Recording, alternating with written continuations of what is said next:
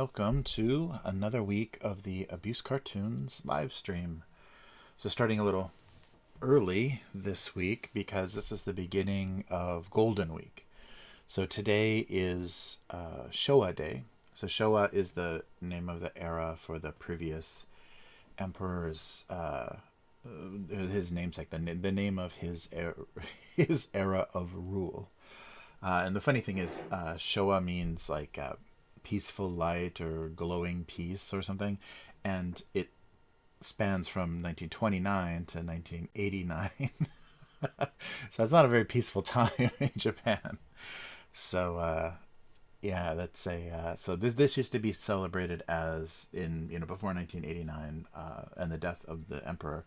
This was celebrated as the emperor's birthday, and then I think it was changed to like Greenery Day or something, and then finally maybe 2000, sometime around there, changed back to Showa Day to commemorate that era of rule. So if you remember your history, so Hirohito, the Showa emperor, was also the emperor that was considered divine in Japan, and so he, once Japan surrendered after World War II, gave the famous radio address where he told Japanese citizens he is not a god, he's just a person, and Japan is surrendering. And the interesting thing is, after the surrender, the Allies left the emperor in in the palace. Like they didn't uninstall, or they didn't I forget what the word would be, but they didn't remove the emperor. And I think that was a big part of keeping Japanese culture kind of intact. I mean, I think there was a lot of real negative negative forces at that time that wanted to use the divinity of the emperor to, kind of reinforce their military ambitions and things. And so that was a very good, if you had divine purpose, that justified just about anything that you could do. So, yeah, it was very interesting that how that kind of played out, and how a lot of Japanese culture stayed intact. And maybe the thinking was removing that part of Japanese culture would make Japan more susceptible to communism or other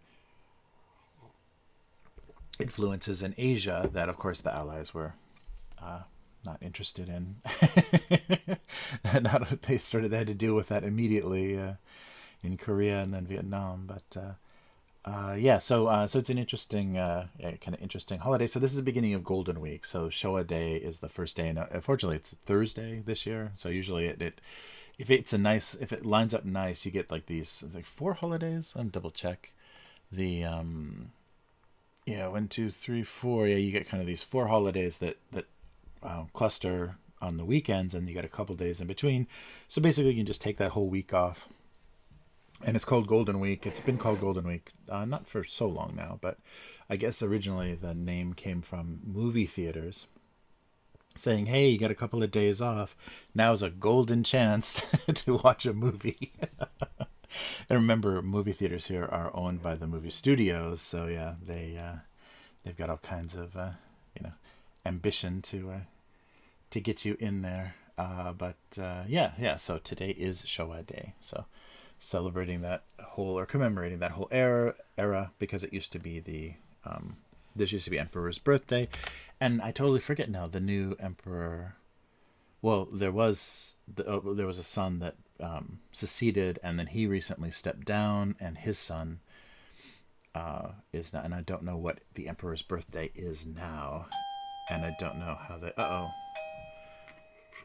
sorry. That was a little doorbell there. I don't know how they deal with that.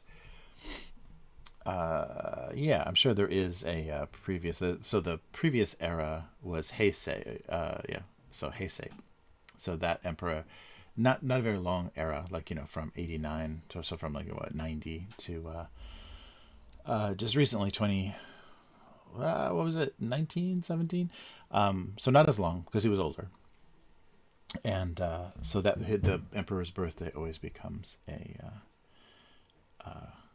national holiday, and then it then will commemorate generally the era of their rule. Am I saying that correctly? Era. But yeah, so that's very, very different. And coming from America, I don't have I didn't grow up in any sort of traditions of monarchy or anything. So it's very different. But interesting. And when the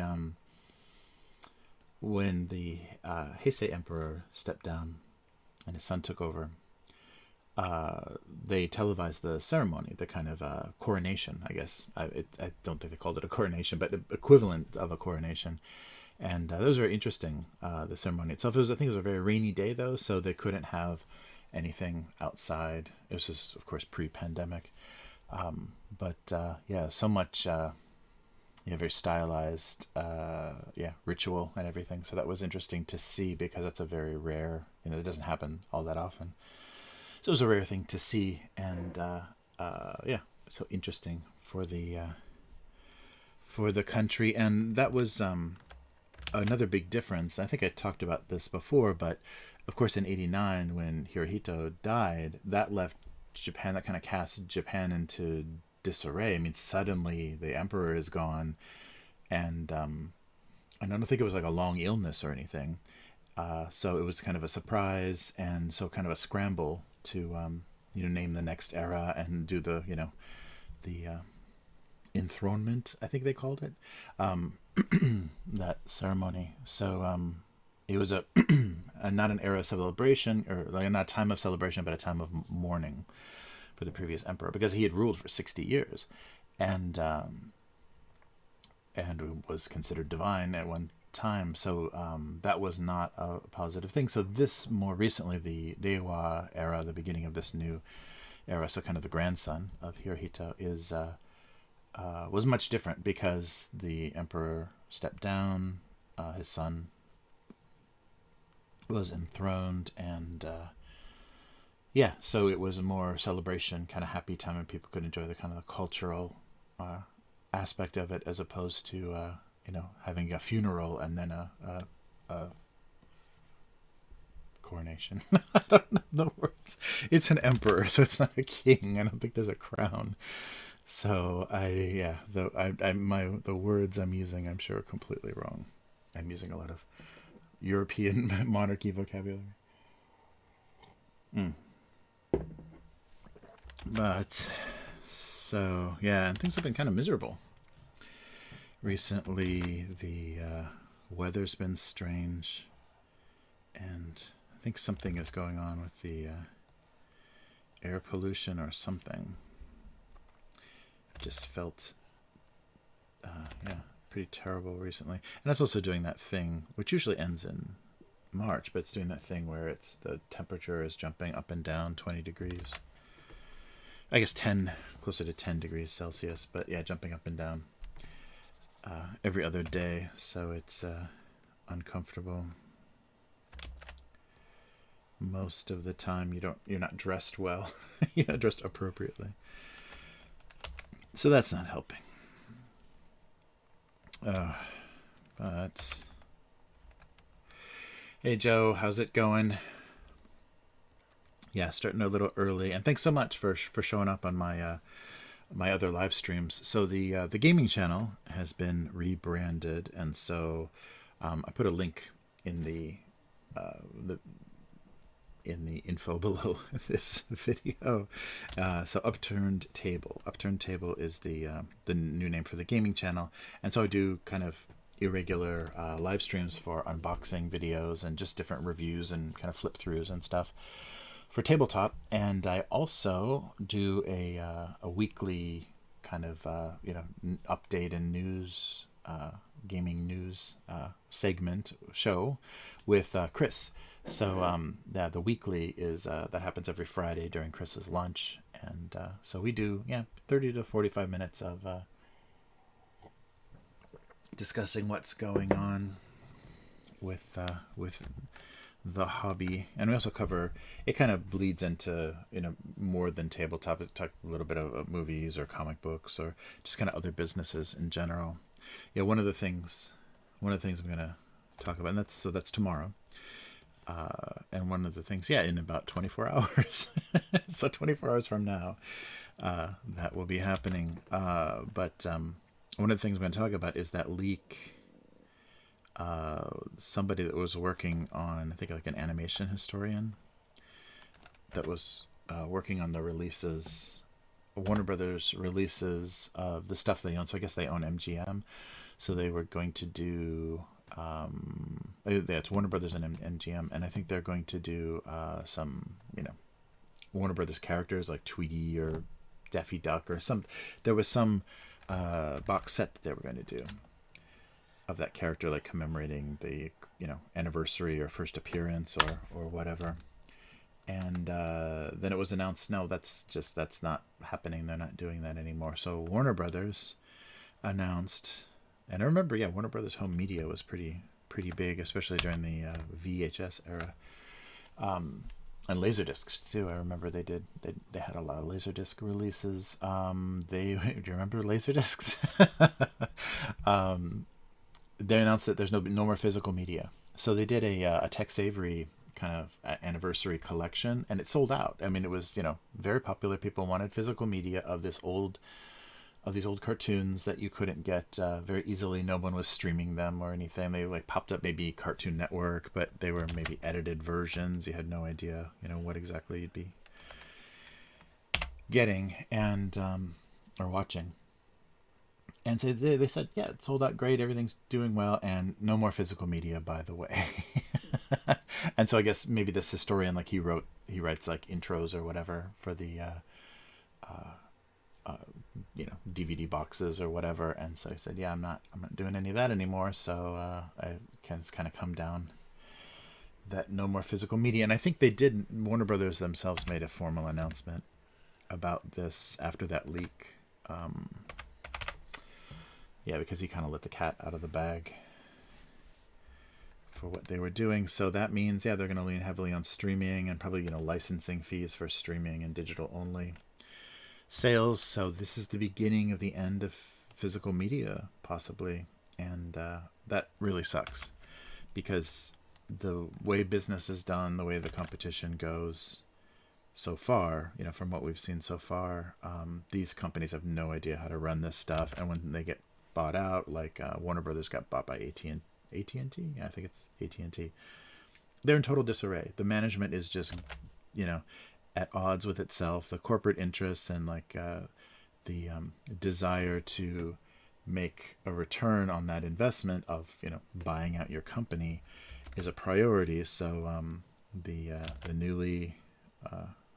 acquiring, the parent company that acquires you wants to see you start making money on things. And so these little projects that you decided you don't want to do for whatever reason need to start happening. So that's what got us the Snyder cut, is AT&T wanting money as fast as possible and seeing that as a good way to bolster HBO, whatever it is. What is it? Max, HBO Max. That's right. It's had like 3 names, so I can never think of what the current name is. But that's really depressing. And as far, and it could, extend to a lot of other media. We're already seeing that with books. Books are miserable and hard to get in a lot of cases, like actual physical books, and especially after the initial hardback release. And a lot of online retailers like Amazon is terrible. Their warehouses must be, I'm sure it's the working conditions that you can blame it on, but the damage the damaged condition that you usually receive Amazon books in is miserable. Just always there's a crushed, it's been dropped on a corner. Sometimes I've had like spray adhesive, like they were obviously like doing something across the whole one side of the book cover. Just a lot of like weird decals and stickers and things all over the book. So basically what they're selling you is something the book industry used to not be able to sell you at full price. Used to basically call remainder or overstock, and they used to send that back to the publisher. But now with the publishing industry being in such miserable situations. Amazon is just selling you secondhand goods, basically. I wonder if that's ever going to come up. I wonder if there's ever going to be any. Well, I mean, if they're letting Chinese knockoffs sell, I don't think anyone is going to stand up to Amazon's bad practices. But yeah, I wasn't impressed. It's very miserable to get physical books. And here, there's some of the larger bookstores have English language book section, so I can physically go to a bookstore and sometimes buy new releases. But often they're pretty damaged. I think there's a lot of poor students and foreigners here that read in the bookstore. So a lot of times the books are pretty damaged, even if they've just been put on the shelves. So yeah, it's kind of depressing, that whole thing. So that might be the beginning of, or they've reversed themselves before. So maybe if there's a big reaction, a big negative reaction, we could get them. Kind of backpedaling on that as well. Yeah, but the funny thing is they made that announcement, and then right after that they announced they're doing a 4K release, like a UHD 4K release of the original theatrical release of Justice League. Like already they did the Snyder Cut, and that had a big response, and people were happy that the fans got their way, or the fans were happy maybe that the fans got their way.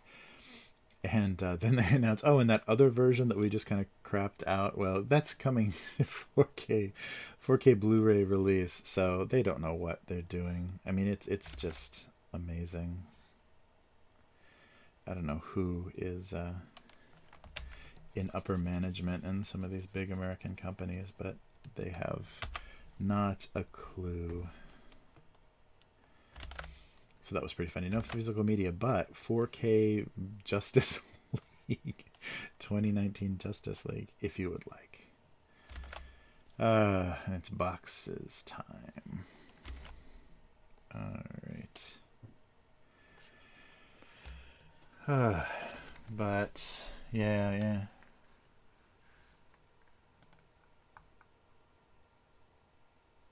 Oh, interesting. Yeah. I knew that. I knew that. But I think they're probably warehousing, like that's probably their inventory, but they might be warehousing with Amazon. So a lot of that damage, I think, comes from how Amazon handles stuff. Yeah, I did suspect, or you do see that a lot. They just say fulfillment by Amazon, so you know that that's coming from the source that it's coming from is not Amazon itself. Yeah, no, yeah, that's true. It is easy just to call everything Amazon, but yeah, I don't know. I don't like the state of, just because they're I mean, they have this information, or they had, and maybe they threw it away or deleted those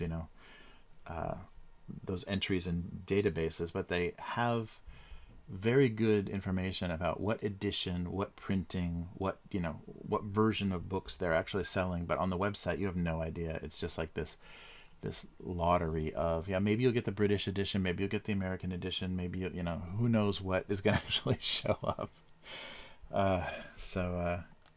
Yeah, it's amazing when you think that they started out as an online bookseller. It's amazing how bad they are at it.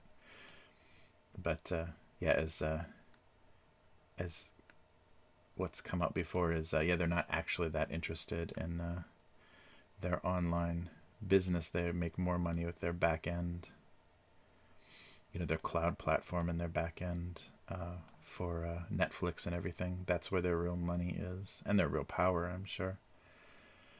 So it's just a happy coincidence that the pandemic is making them maybe making them reconsider that stance of like not putting the attention and quality into their online retail anymore, because they should.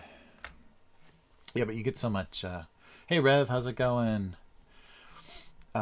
You get so much of that. That's the thing that really sucks about Amazon, and a lot of people were promoting that. I'm not sure if it's still a thing, but basically, you can it's like that. scene in Brazil when the Robert De Niro character Tuttle takes the sewer line and plugs it into the airline of the central services workers that are tearing apart the flat. You can basically take the pipe from China that's just crapping out cheap garbage, plug it into an Amazon seller account, and all you have to do is pay the money to China for manufacturing it, to Amazon for warehousing it and fulfilling it, and you just can plug all kinds of garbage that nobody should ever want to buy. But then if you get decent SEO and marketing on it, you get people to buy knockoff garbage that you're not even involved in any way. You're just funding this like horrible pipeline of Chinese factory output directly to Amazon. But remember, that was promoted for a while as a good business strategy. Just look for areas, look for things on Amazon that are popular searches but don't have a lot of results, aren't fulfilled well, and you can create this horrible answer to.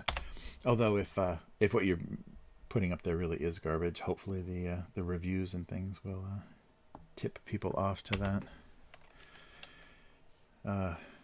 Is it complaining Thursday? I forget. Oh, it's Showa Day. Yeah, so this is going to be so Golden Week is usually, everybody, it's difficult to get Japanese people to take time off. They don't use paid vacation very readily, because it's kind of seen as dangerous for your career to take too much time off, or to that you can miss enough work that it can affect your career. So difficult to make people. That's why they have so many national holidays here, because it forces people to not work, and most of the time it forces companies to give days off. But so these national holidays, everybody does take off, and usually Golden Week and Obon are the two big holidays. So beginning of summer, end of summer, times where you can take a trip. You get kind of a week off. If you, depending on how you work it, everybody gets kind of a week off, and you can actually travel and do something. But it's lockdown. We're in the third lockdown now, so people are encouraged to not do anything during this Golden Week. So it's a big staycation for everybody, which is really going to hurt people's mental health. We're still getting all kinds of train jumpers and all that good stuff. I don't know if it's more than before, but it ain't helping that people have no relief in their lives from work stress, and you can't even go out drinking after work to kind of blow off some steam. Yeah, me too, Joe. I really think that, and I wonder, people talk about various times when that started, that kind of the government kind of turning a blind eye. I almost messed up the metaphor there. Turn a blind eye to people kind of messing with China doing a lot of business internationally, and it's not generating any tax revenue or anything, because it's all done online. It seems like they're starting to crack down on that. Got a lot of notifications recently from like YouTube and Google AdSense and stuff that you need to file tax information, or you need to give them tax information now, because they're going to start issuing 1099s or whatever for people making a decent amount of money on their platform. So I think that's a new move, and I think the Biden administration even said that they're going to fund the IRS to start finding this money that people aren't paying taxes on. So I'm not sure. I don't think that's any of his friends, but it's going to be other people. But hopefully it'll crack down on a lot of that. I don't know. Yeah, so that might be interesting, though. We'll see some, online businesses come under huge, tax burdens because of any changes. And people were exploiting that. That's why a lot of people probably decided to do what they did business wise, is to avoid business tax. So we'll see. But yeah, I don't think OnlyFans and YouTube, I mean, none of those creators, none of those people doing business are paying attention. And Patreon, none of those people are paying their quarterly taxes, I'm sure. So there's going to be a lot of YouTube millionaires that are suddenly in jail for tax evasion.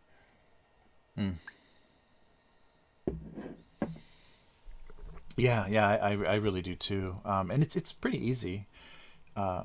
In Japan, there's only like a few situations. Like the 100 yen stores are surprisingly, 100 yen stores are about 50-50.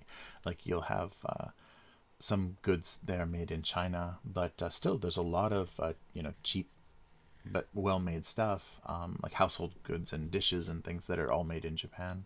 So I think people like that. So Daiso and some of those 100 yen stores still do a lot of Japanese production, but there is Chinese stuff. I think a lot of the plastics and stuff still get made in China, but it's easy to avoid, much easier than going to Walmart.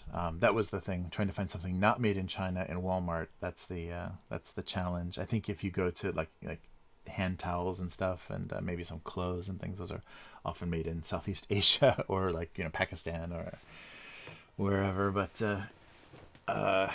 yeah, it's hard to find non-Chinese made stuff.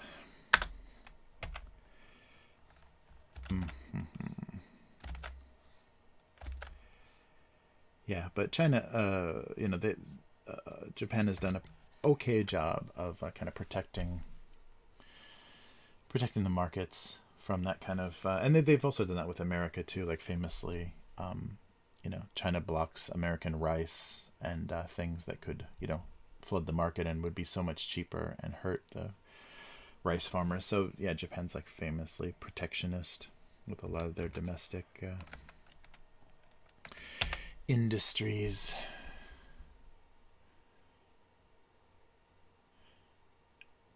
Oh, hey, Sedona.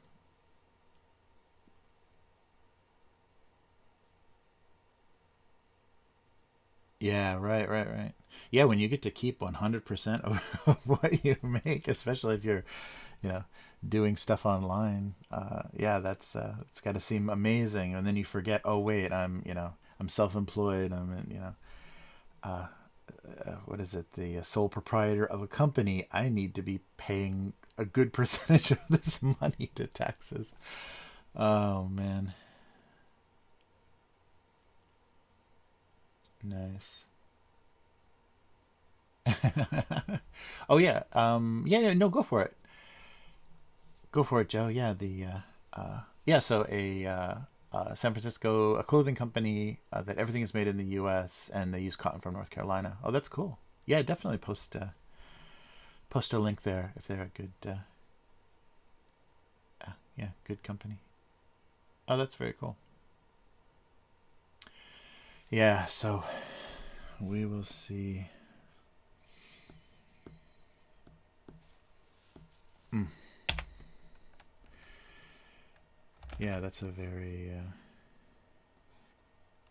I don't know. I would hope that all these lockdowns and the pandemic woke people up to the value of domestic production, and regardless of how much more that costs, how important that is to be able to be a little bit more self-sufficient, especially with medical supplies. That was my favorite thing of the beginning of the pandemic. Is like, yeah, 90% of medical supplies in America are manufactured in China, and China was like, hey, you guys want all of those testing kits and everything? Well, you better be nice to us and quit pointing fingers at our laboratories. That was amazing. But I don't think so. I think people, especially companies, are just like very anxious to get back to business as usual. They want to, get back to that cheap production to get the supply chains going again. Yeah, there's something weird going on with the combination of Brexit and like Chinese production delay and stuff now. There's a couple of companies that they just are like, okay, let's slow down and yeah, go a little easier on our new releases and production and things. So I'm suspicious that that has to do with. I think there's and if somebody knows more about it, yeah, let me know in the chat. But people were talking about the Brexit has a domestic manufacturing requirement, so the tax rate or the whatever the import tariffs or whatever. If you're doing something, producing something, it has to be a certain amount produced domestically in the UK, and if it's not, then it's taxed at a much higher rate. So if you're getting more than 40% or something like big even amount of a product that you're making, if you're outsourcing a lot of that from China, then it's going to be more expensive. So they're trying to take away the benefit of that cheap, kind of globalist thinking, and trying to get more production and things happening domestically. But God, it's got to be so expensive. The UK, doing anything in the UK, it's got to be crazy expensive, just like the US. So I don't know. But it would be nice. It would be nice if countries started doing that. I definitely wouldn't mind paying more and buying less stuff to not buy so much trash and not prop up a garbage government. Although, which one am I referring to? Ugh. Yeah. Yeah, I don't know. Okay, I gotta start drawing boxes and think of something else. Wow. Nice, American Giant. Cool. Yeah, I'll take a look at, look them up online.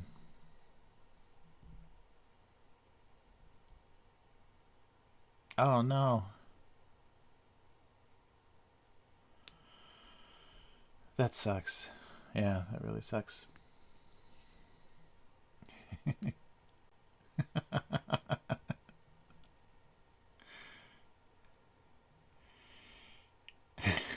Hey, how's it going?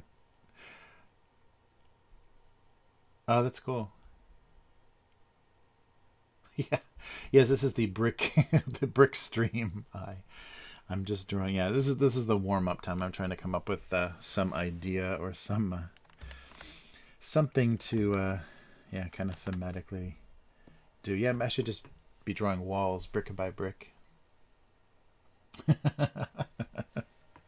Yeah, so usually it starts as I just draw cute like boxes of things, because the subject matter of this cartoon is usually domestic items, so like boxes of cereal or things like that. So I draw that kind of stuff over and over again, or canned goods. Right, there we go. That's kind of a can of something. But yeah, so that's what this is all about. But yeah, I get in the habit of just as I'm warming up, just drawing the same kind of thing over and over again. So I'll try to to vary what's going on.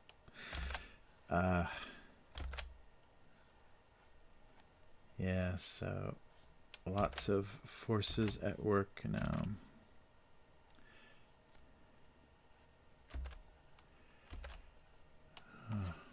Oh, this is always the base is the thing that I screw up with the champagne flute, something like that.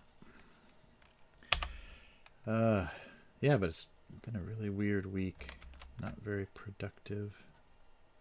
But I think I was still kind of recovering from the last week. Was all this the changeover of the gaming podcast and everything. I tell you that I really do not like how the kind of RSS feed system for podcasts and stuff, it's not very reliable, not very good, and unless you're paying hosting, you can't really get good stats. I guess there's a couple of services that if you put their little token or little URL in your feed, they'll give you better stats. But yeah, it's really frustrating to change that stuff over, because what I was trying to do is take up a podcast feed and kind of divide it into, like, keep what was done before as one RSS feed, and then newer stuff on another. And yeah, that was such a pain in the ass to deal with, and then you got to wait for it to kind of propagate through all the services and everything. So fun stuff. Oh, and of course, yeah, the time that I chose to do that was the time when Apple totally revamped their whole podcast thing. They're doing their premium podcasts or podcast subscriptions, so they're trying to compete with Patreon as far as getting that money from people. The funny thing is, though, Patreon's cut is really tiny, and they offer a lot of they offer a lot on their back end and like protected feeds and a lot of integration with other platforms. And Apple doesn't. They don't do shit, and they want to take their kind of iTunes cut of like 30%. So I don't know how they think that's going to work, because I don't think people are going to want to go from giving 10% to giving 30% for the exact same thing, and actually less. Probably a bigger ecosystem, because it's it's people on iPhones, so it's a probably bigger customer base. But yeah, that really sucks.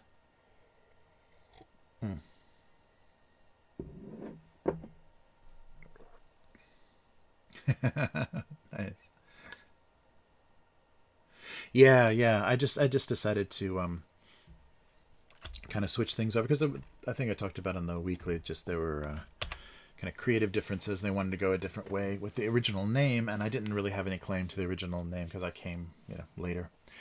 So yeah, I'm just working through all that. I would much prefer to do it with just like the graphics and production production end of podcasting and channels and everything, and not even be like on camera if I could have my way.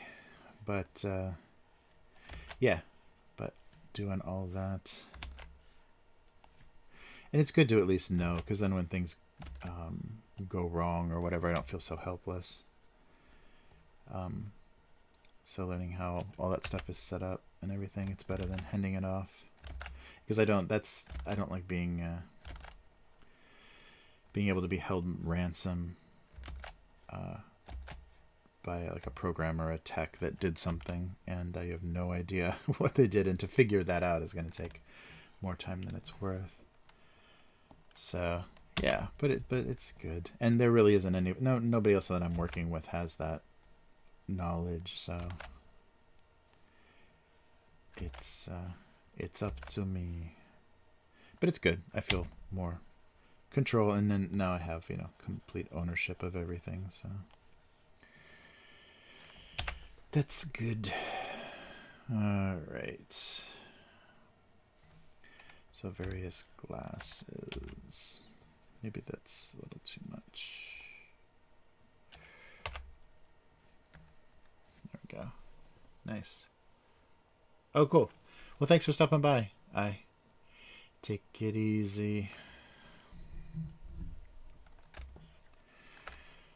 All right. Yeah, but everything, and it was good. It's just setting this up. Having to set up this live stream and everything helped me a lot. Know what to do with that other setup as well. So that was good. And you can see how many technical mistakes I've made with this stream. So just imagine. All right.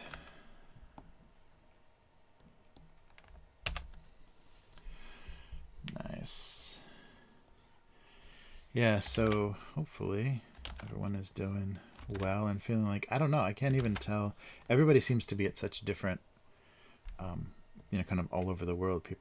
People are in different situations as far as lockdown and all that good stuff, like things getting back to normal. So I don't know. It's really hard to because didn't India just have a huge spike? Just it's really crazy. A lot of deaths. So they maybe handled it well early on, but now when things got more lax, then the vulnerable people then got exposed, and you either take that hit early or take it later, I guess. It's really depressing. All right, so an assortment of glasses. I don't know.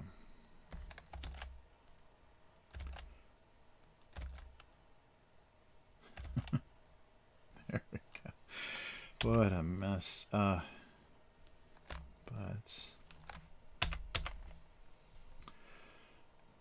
oh, cool. Nice. Yeah. That's really not too bad. Oh, that's cool. So yes, I don't know which what flavor what flavor of shot did you get? Yeah, that's good. It really sounds like from what I've heard from like just like listening to podcasts and stuff, like you can make an appointment at CVS or whatever, so it's much more available in the US. We're waiting here until late summer, I think, early fall for it to be widely available. So even a lot of people that some healthcare workers, pharmacists and things don't have access yet. In Japan, they started with the elderly, so over 80, I think, which is a surprising amount of people here. Uh, cool. Yeah, keep us updated how you're feeling and everything. Yeah, people. I mean, it seems like there's a huge variety of reaction. Some people nothing. Some people a little headache. Some people like crazy swelling and just feeling miserable. So yeah, I'm curious. Oh, yeah. I think Japan right now. I don't know if that's going to change. Is only Pfizer, and that's why there's such limited amounts. So, let's do sorry, a low flat can, like tuna fish or something. Oh yeah, I haven't drawn or what about those cans with the keys on them? Like for sardines and things. I'm not sure if they do those here. They probably do. I've definitely seen them at least the import shops. Yeah, but cans that need keys, that's the best. What a great idea. Yeah, so I mean like this deal. Those like sardine cans or whatever. If I can't even remember how to draw something like that. Kind of like this. And then this is not going to be good here. Let's see. I think then one of the sides has like this kind of deal stuck to it. So that's your key, and then you like slot it in and then unwind the whole top, the whole side, the whole side of the can. It's been a while. It's like an old an old prop from a Tom and Jerry cartoon. Oh man.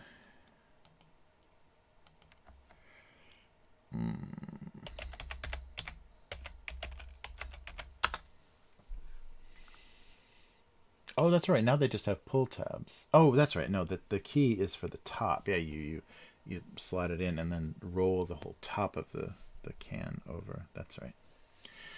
Totally forgot. But now it's all pull rings, like cans, tennis ball cans or soda cans or whatever.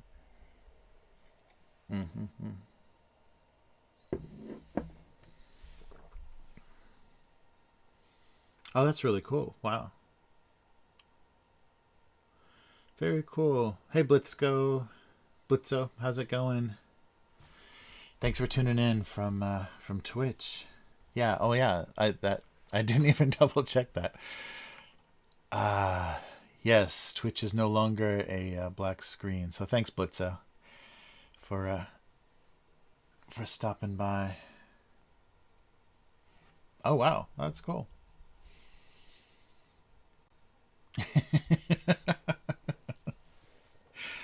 Wow.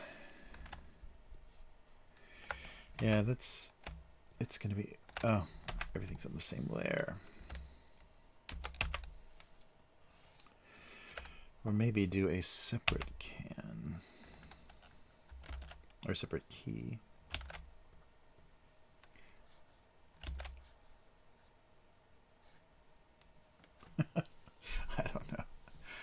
Good, good.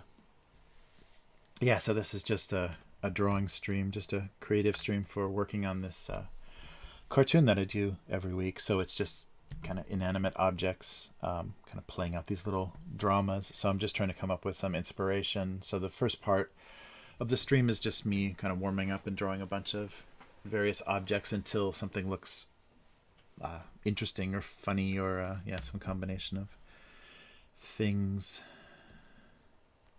Yeah, this might, well, it'll please the Go Comics Go Comics crowd if I do a sardine can with a key on it.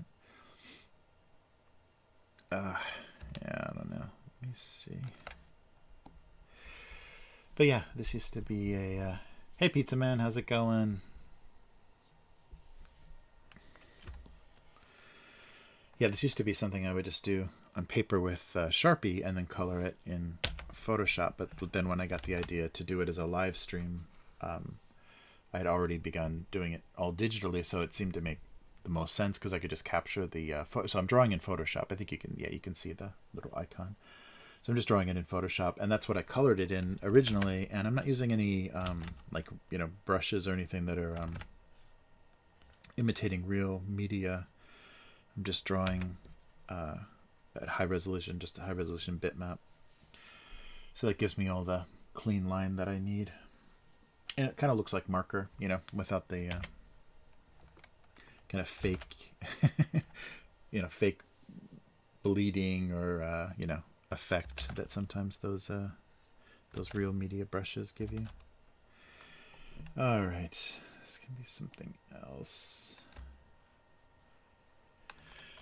Not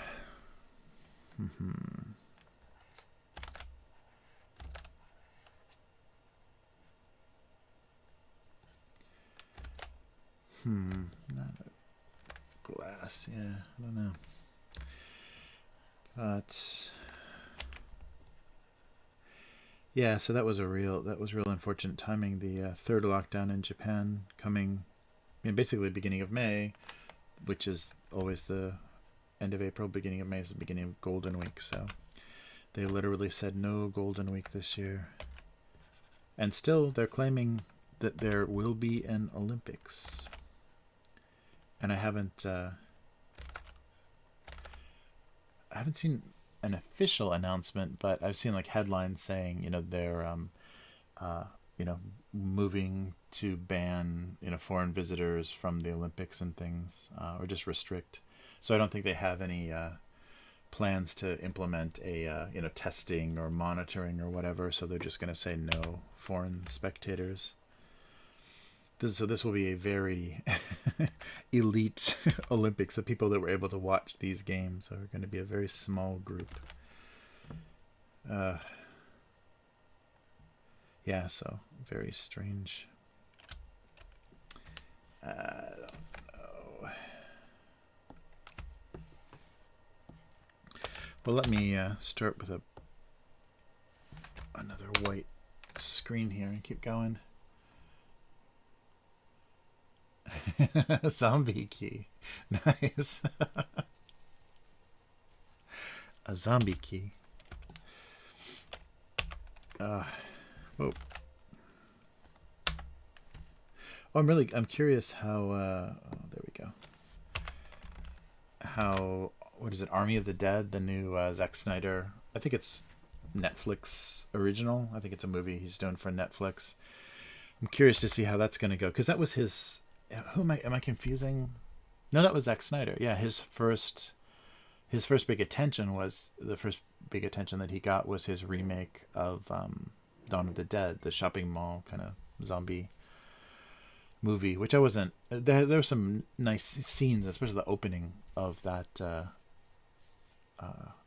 movie was a very unique kind of, like, everything's, you know, falling apart, but still the original is, I mean, you cannot beat the original and that whole tone of you know, what the hell is going on that they did with that without having to show anything. It was just like, you know, television broadcasts and emergency radio and things telling you, like, you know, something is going on. But yeah, so this is kind of him returning back to those origins, and I'm curious to see if it's going to be any good.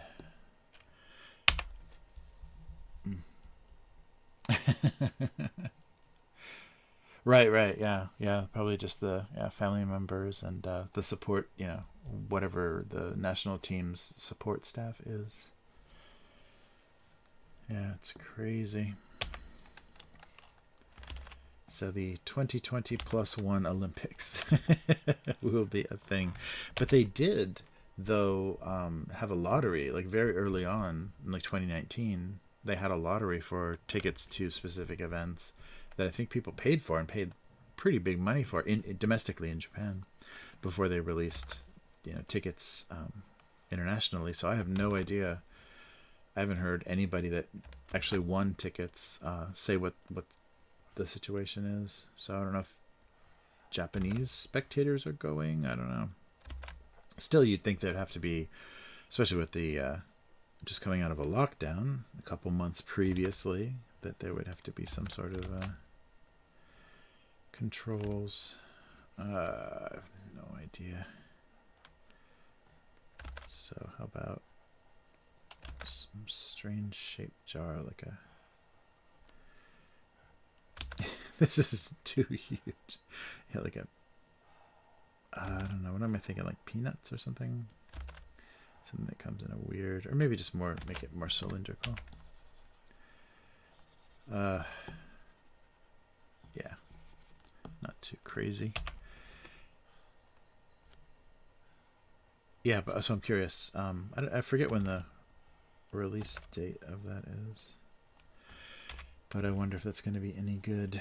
It looks like fast zombies though, so fast and intelligent zombies. I think they talked, so who knows how how screwed up that genre is going to be after that. I didn't mind the kind of anger zombies of 28 Days Later, the rage zombies that were fast because they were so pissed off, but yeah, everybody's kind of just said, oh, now zombies run really, really fast. Because I think Dawn of the Dead had fast zombies.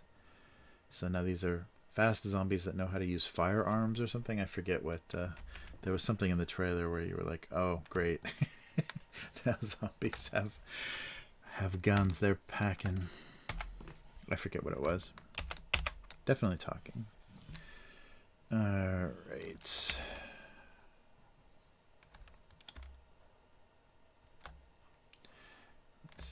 Scale wise, that's pretty close. Yeah, right. Definitely be good. Definitely, yeah. People are going to be stuck at home.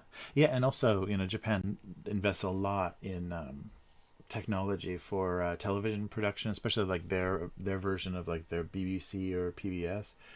They have a lot of investment in like 8K camera technology and stuff. So hopefully it'll be a pretty impressive recording or broadcast of those events, and with less audience, maybe they'll be able to do some stuff that we haven't seen before. But who knows? I mean, everything's being done and changed on such short notice. Who knows what that's going to mean? All right.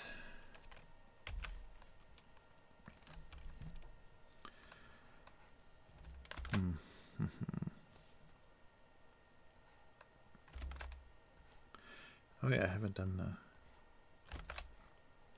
that weird traditional look motor oil. It's supposed to be salad dressing. That weird salad dressing bottle in a while.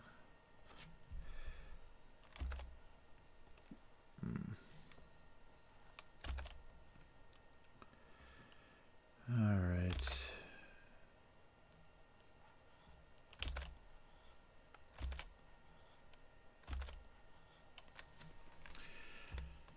Huh. I don't know if that's right anymore. I haven't seen a bottle shaped like this in a long time.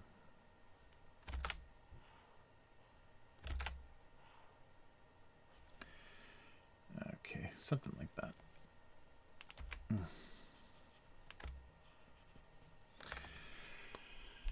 All right.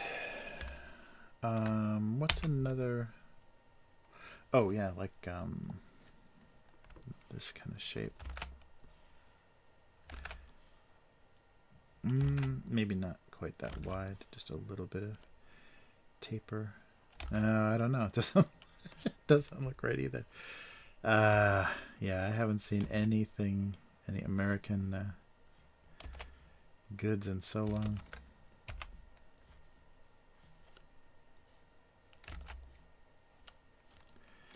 I'm always surprised too how they keep changing the look and logo of brands, and it's probably just because of the digital graphic design, but they're constantly evolving the logos and things of all the American products.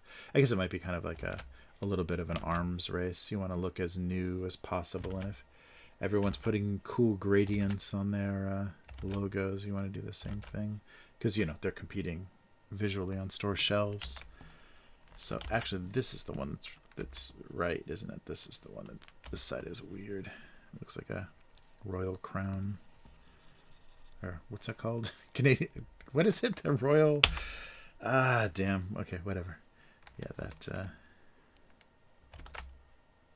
Crown Royale. Yeah, yeah, it's like one of those bottles. Damn. There we go, something like that. Hey, Dr. Alexander, how's it going? Thanks for stopping by. Yeah, this is the Twitch and YouTube stream of drawing my weekly digital cartoons. So I'm just drawing kind of familiar domestic items, a lot of kitchen stuff. Ooh, those are on the same layer. A lot of kitchen stuff, or just things you find around the house, or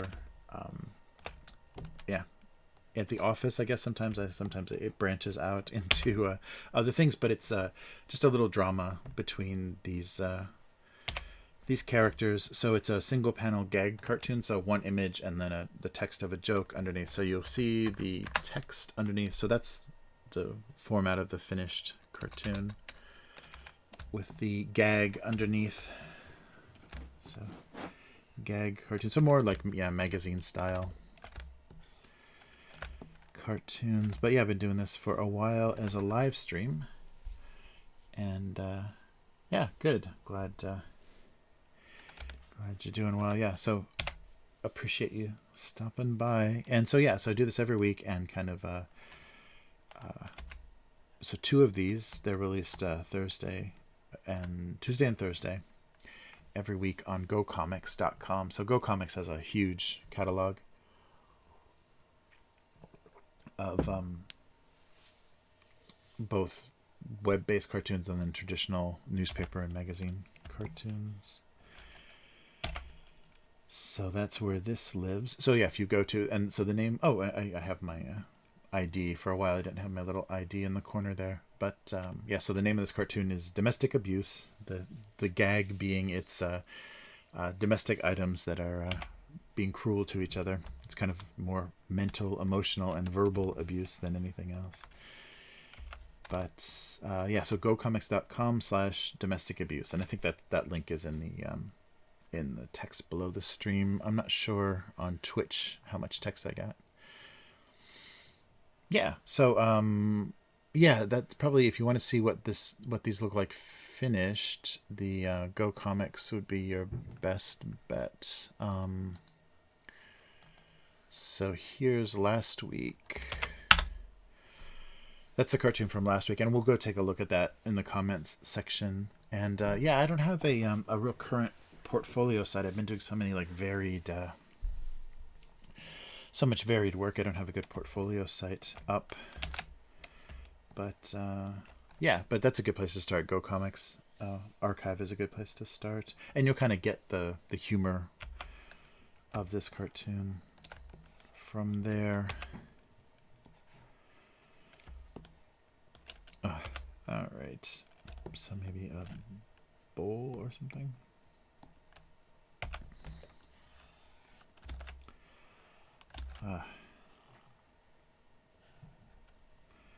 Yeah, so I do, just a lot of cartooning, and the thing I've been doing the most since I moved to Japan is kind of character and mascot art for companies. So that's a really popular thing, is to have a character. There's characters that, mascot characters that represent companies, but even in Japan, it goes to the extent that, like, areas of the country, different prefectures or cities have their own little mascot, and even the police or the public services, the electric and gas companies and everything will have a mascot character. So a lot of restaurants and businesses want to have some friendly character. So that's probably what I've been doing the most for clients here. Still internationally, it's like character design for like mobile games and stuff. It's been a while though since I've done anything with mobile games. Thank God. But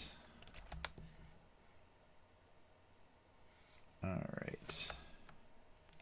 So let me see if I can do a head of lettuce.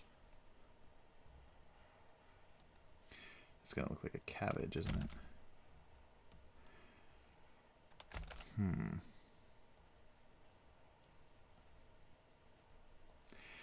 Yeah, and I should set up a shop for this cartoon. Yeah, I was gonna do that with who was it? T Republic? Their interface was a little clunky though.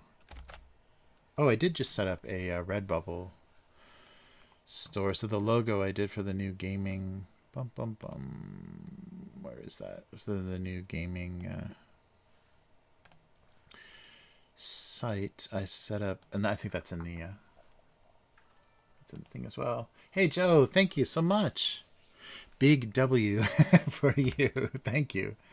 Really appreciate it. Yeah, this is the Redbubble store that I set up for the Upturned table kind of rebranding. So I took a couple of the logos that I did, and I like some of the minimalist logos. So that's good. Nice. And Rev is stirring up the chat. Oh yeah, definitely. I can't believe, that's very strange though, that Johnson & Johnson, like, they lost confidence so quickly, and they're like, okay, we're just gonna pause. We're gonna pause our vaccine. I guess though that's an option when you're government funded, like when your R&D or whatever was government funded. But yeah, it's I don't know. It's just weird. I don't know anything about it. This doesn't look like any kind of lettuce. It looks like an egg from Alien. All right, something a little rounder.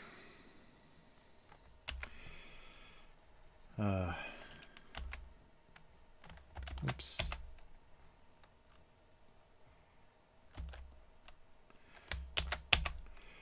But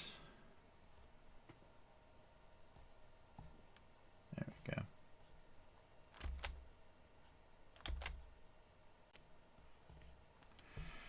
I don't want to do too much detail, and maybe I can do that with the highlighting as well.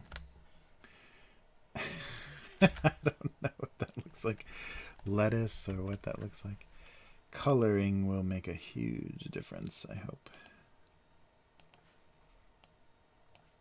Yeah, get the roundness going.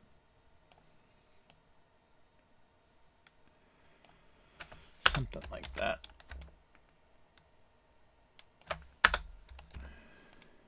All right, so I'm thinking salad joke, although I don't need to use that. Yeah, something like that. A couple of bottles of dressing. Don't know if I need this guy or not.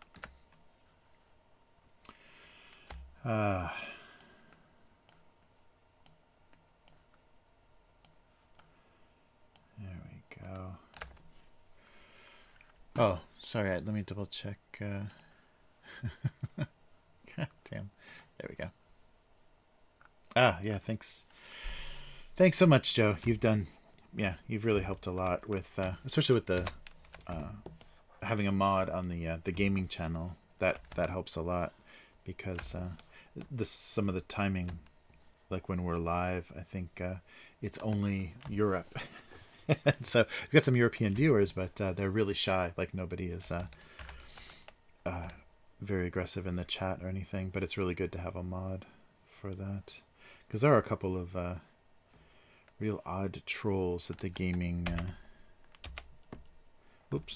the gaming website has or the channel has found.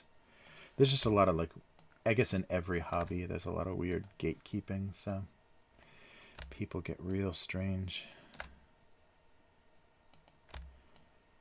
All right, yeah, I think we'll do salad dressing. So I guess I don't need this or that lid. Something salad dressing.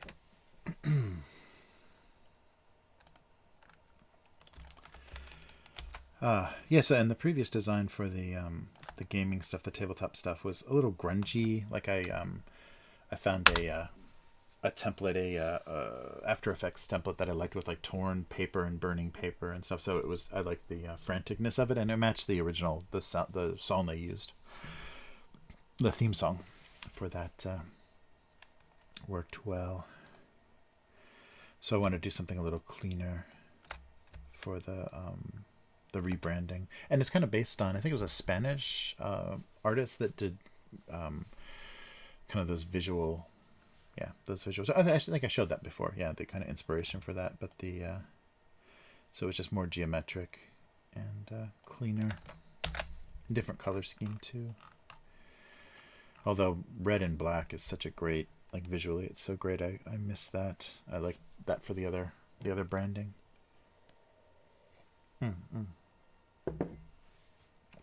All right, so I think we'll do salad on this side. I don't know what's going on here. A key.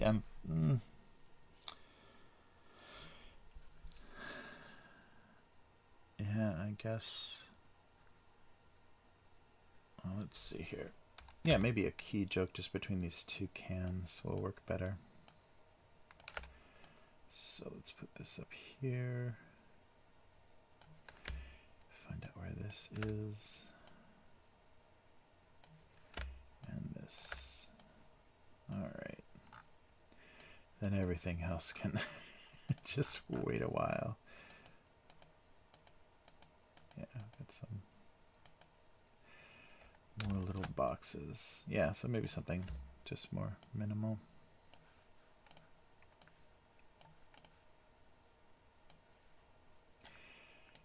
A can with a key. Yeah, I wonder if that's even a thing. It's got to be some pretty old companies still using those turnkeys. Although it's pretty nice, I mean, because it makes a pretty clean little, dish. So if you're camping or whatever, and you like to eat sardines, I guess it's perfect. I think I've had like it's all been kind of like pickled herring and stuff, and mustard. In Sweden there was some, I think it was just basically like a sardine but in a mustard sauce. That was pretty popular. I think those were in one of those cans.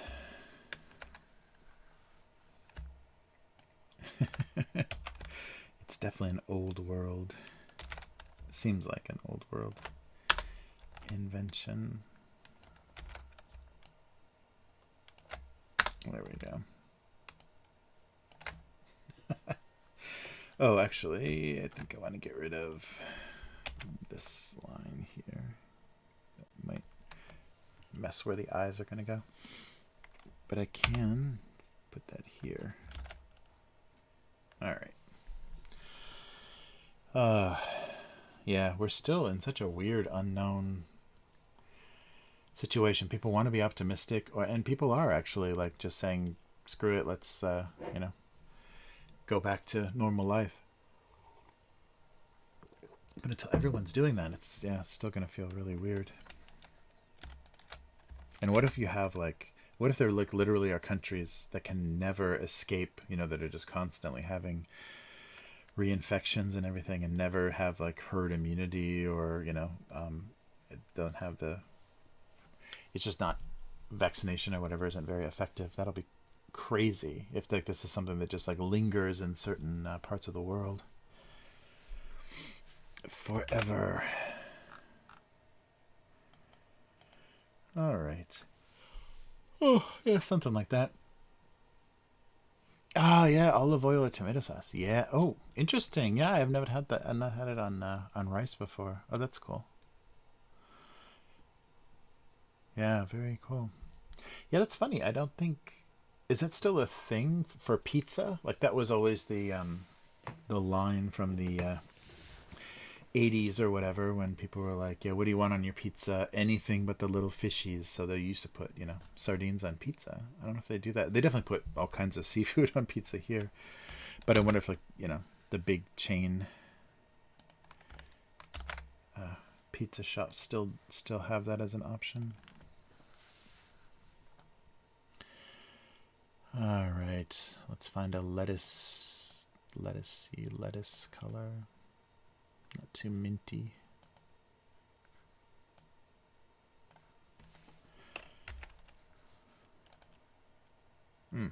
Something like that. And then maybe we'll do that blue on the bowl. Yeah, kind of this one.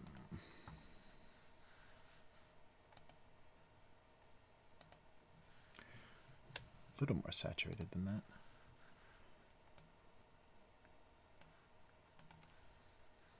Oh, maybe this is too dark. Oh, I'm doing that same thing again. Yeah, where I'm doing the color picker on another monitor. Yeah. So yeah, that looks okay.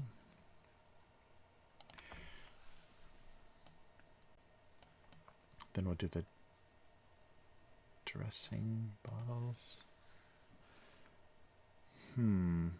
Yeah, actually, maybe this one will be kind of warm and orange, and the other one just ranchy, ranch style. Okay, let's bring the color picker over here so I'm not doing this weird.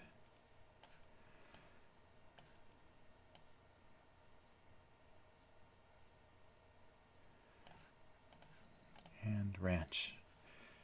All right. Yeah, there we go. And that's everything. Anchovies. Thank you. Not sardines. Yeah, anchovies. That's right. It's close to the same thing, though, right? So what? Sardines are, I don't know. Yeah, anchovies are smaller, though. That's right. Anchovies are that, and they're real garlicky. I think. Yeah, anchovies are garlic and oil. Thank you, anchovy pizza. That's right. I just got stuck in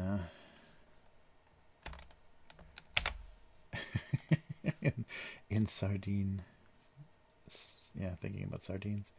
All right. What color is that cap? Something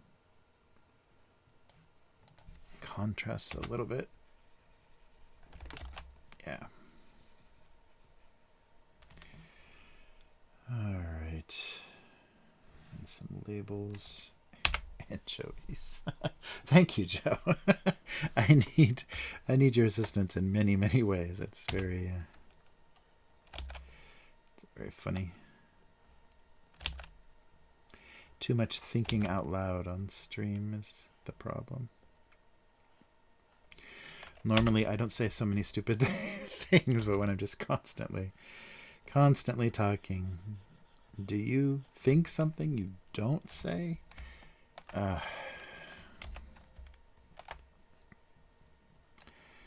Yeah.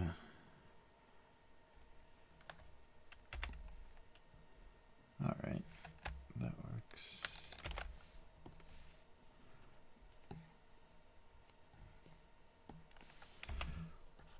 And always this little label. Now, 50% more amazing.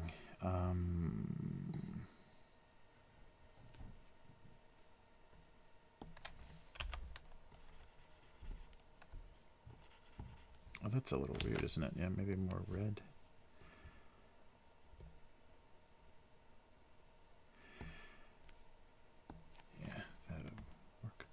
think.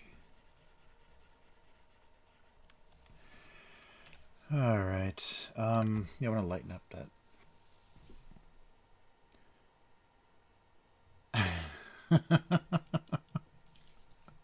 Nice.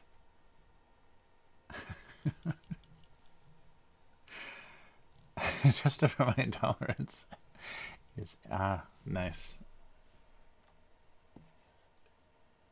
Oh. All right, and maybe a separate layer with some lighter lettuce coloring. Whoa.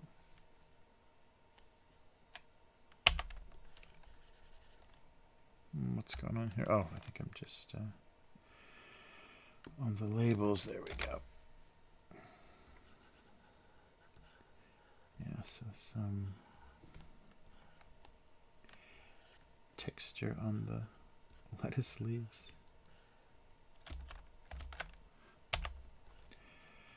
Yeah, it's really a shame. And we're going into our second summer of this. I don't think anybody would have guessed. We're going to lose 2 whole summers of, like, music festivals and all the stuff that, makes getting to this part of the year worth it. And you've got all the heat. And so here it's like the festival season, the Matsuri season. We're going to lose that again.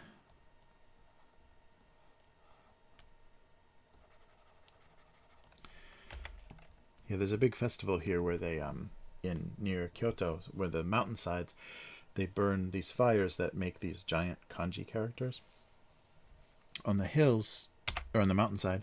And last year they canceled that festival, so they didn't hold it. But somebody tried to tried to do that thing without the festival. They tried to burn those same letters into the mountainside, which of course is very dangerous and illegal. So, but yeah, people really want those traditions, those kind of regular things that happen every year. And so losing that is really, really hard, and people are not handling it particularly well.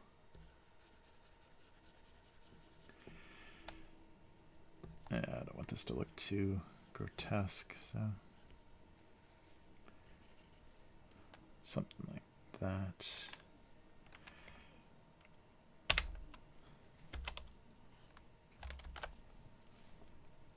Oh, there we go.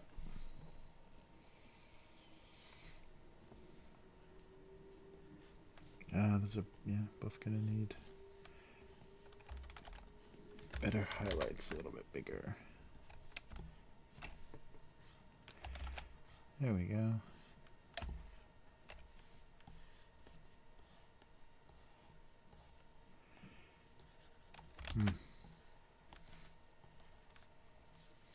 I don't know about this lettuce. It doesn't look too cruddy. Oh, that's not good. Let's do that. I guess it looks okay. I can't tell anymore. All right. Oh, maybe the lettuce can be a little shiny as well.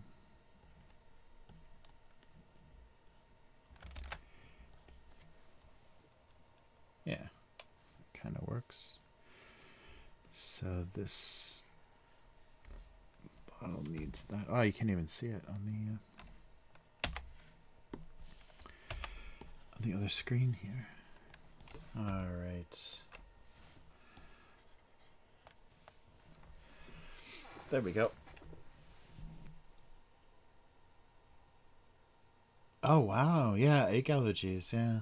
Yeah, when I was real little too, I didn't have a test, but I got a weird reaction, I think, from scrambled eggs or something. So yeah, most of my childhood I didn't eat eggs. So for breakfast, always, when I was really young, yeah, I wasn't allowed. And then eventually they just tried again and no problem. And then, but eggs were so disappointing, or maybe just how my family prepared eggs was so disappointing, because it was something that was forbidden for so long. So I was like, oh, they must be great. Everyone really looks like they're enjoying those scrambled eggs. And then when I finally could have them, I was like, oh, this is eggs? All right. So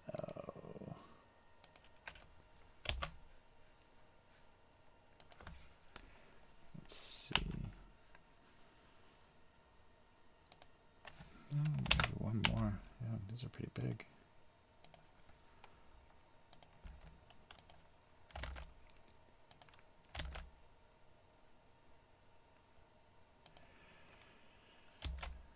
Okay. The lettuce is looking odd.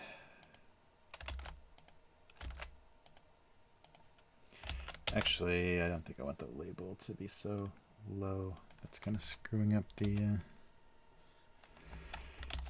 works here. There we go. Something like that.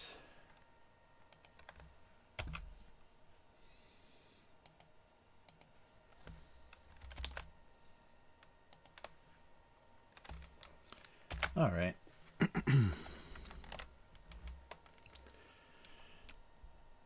Okay, there we go. Our salad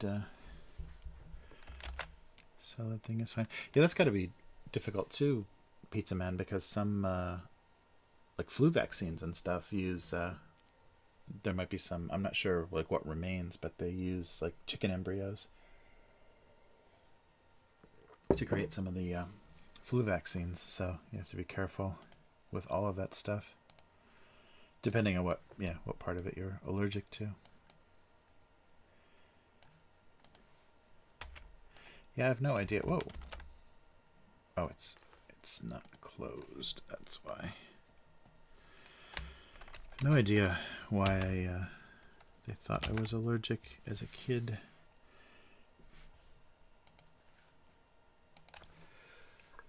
Oh, I think I was too young, to remember what actually actually happened. That's maybe a little darker. There we go. Oof, yeah, what color is a sardine can? Yeah, pretty bright. Oh, actually, yeah, red would be good. Like a red and metal color. Yeah, red with like the tin.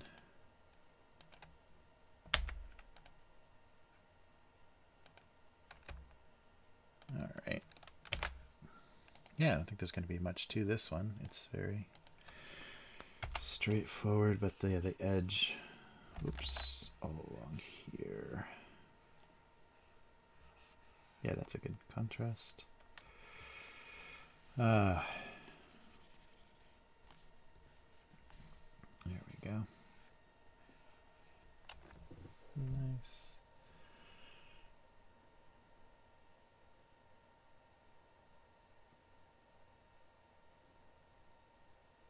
Oh yeah.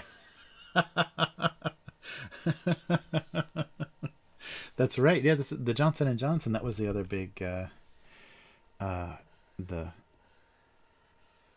of Christian groups got upset with the Johnson & Johnson used some kind of fetal tissue for creation of their vaccine, so that didn't help them either.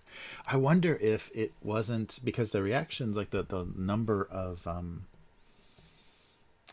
people having like the severe side effects wasn't I'm like talking weird stupid speculation on this live stream, but people weren't having it wasn't that many people out of like whatever, a million or whatever, that had side effects. I wonder if it was just the bad image of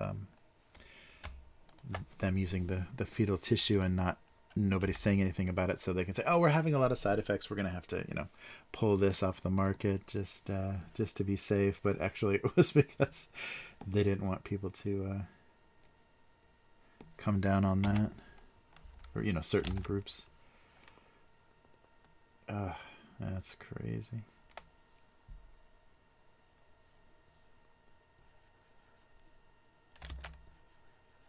There we go.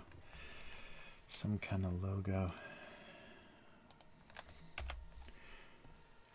Yeah, it's funny. It came out really late. I still think, I mean, it makes sense that, you know, they would have so many people developing, you know, simultaneously developing things. So whoever got there first, you know, they could right away start vaccinating. But, you know, using different technologies and the different approaches they're using, I wonder what, if that's actually the best way to go about things. We'll never know, because this is how we're doing it. All right.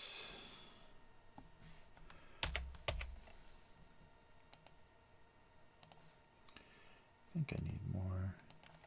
Oh, maybe one size smaller. There we go. So a key, a can and a key joke. Great. Or maybe some highlights here.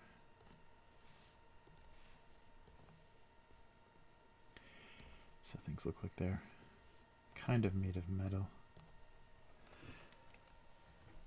All right. And then the drop shadows. Yeah, but could you imagine if like they just put their faith in a single company to produce a vaccine and they failed? Like they only had one company that was like, you know, supported by the government, and they came up with something that was completely unusable. Oh, I really wonder what it's going to mean as far as profit for the companies that did that. It's going to make sure that all the small pharmaceutical companies are just gone.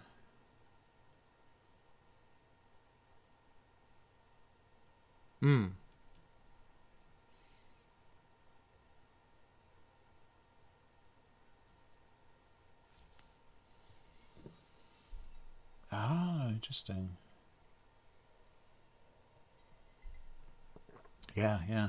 Yeah, and as we have on our food supplies, yeah, heavily processed, and we don't. I don't think we have a complete idea of like, especially in the U.S. because the the source of your food is pretty far away in a lot of cases.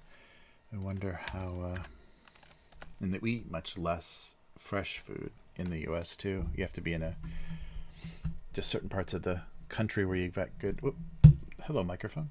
You've got access to farmers markets and things much more directly, and yeah, I think we don't know the sorts of things we're reacting to, or the sort of things that are creating bad health, and there isn't a big motivation to uncover. Let me move this stuff down. Uncover that stuff because you're going to be hurting someone's business if you rat them out. Does it look? Yeah, I think that scale is okay. It looks a little small. All right. Well, we've got cans and salad dressing. I don't know. Well, we got somewhere. The process. Have faith in the process. All right.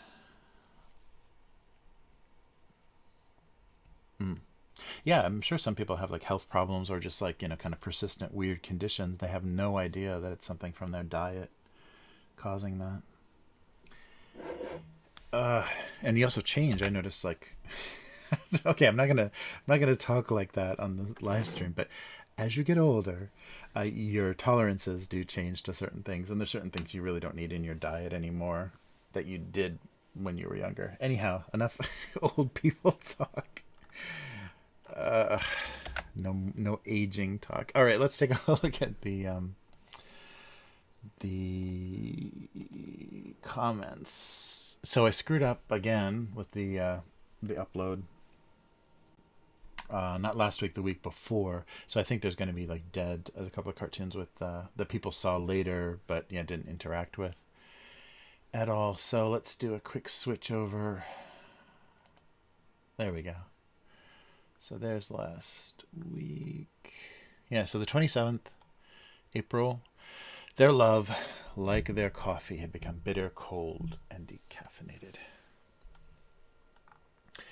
All right, so 3 comments. Iced decaffeinated, not a bad idea. But I call it strong, not bitter. Well, that would be a funny... Yeah, that would be a funny contrast. Like for a coffee gag is arguing between whether she was bitter or strong as coffee, flavor. Man, that hit home. All right, Podog. That's my premium member. Not to mention instant. Like their love was instant. All right. Let's take a look at the previous. So this is April 22nd. The inevitable aftermath of the glass half empty or half full debate. Whoa, 16 likes. That's crazy. I should be liking my own stuff, shouldn't I? And 1 comment. Podog. Someone has anger management issues. Nice. All right, then the previous 2, I don't think got... Oh, a little bit. Yeah, they got kind of delayed. Oh, look at that. That was so elaborate, too. So something seemed off about this wine and cookie pairing. Yeah, so April 20th. So it got a little bit of look, but I missed the actual release date. It got delayed, so people didn't see. Same thing. So April 15th. Oh, that's right. The tax day that I didn't take advantage of. He couldn't understand all the wasted water when paint could just be sprayed. Something a little bit about the wording of that. All kids need are finger paints. I remember that being fun. Ed. Nice. Yeah, so I think that was the 2. Yeah, that's right. Yeah, so I saw when I went back to check on the upload, I saw this was the most current cartoon. Like I screwed something up with my file names or something. All right.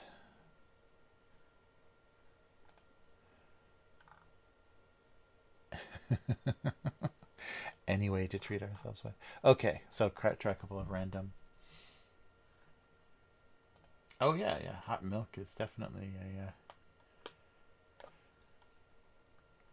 a comfort. Oh, look at that. 2006 bunt was the lowest form of cake.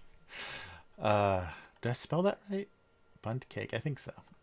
Bunt with the lowest form of cake. Come on, that didn't get any love. Yeah, we're back in the wasteland of 2006. The ID cards spent so much time identifying other people they'd forgotten who they were. Maybe had spent so much time. Nothing. 2005. Oh, got some love. Conversations with the plunger always stalled when he was asked, so what do you do? Toilet plunger jokes. Oh, look at that. Yeah, that's an oldie. Or not an oldie, 2016, but it looks like some of the original coloring. It was the kind of relationship that made the leftovers smell not quite so bad. Oh, they were happy to be next to each other in the fridge. Nice. The rare smiling cartoon.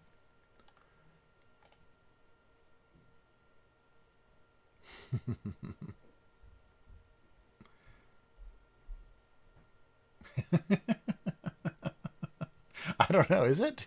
It's a thing. I remember. Am I just remembering like a TV show or something? Maybe I am. Maybe it feels like.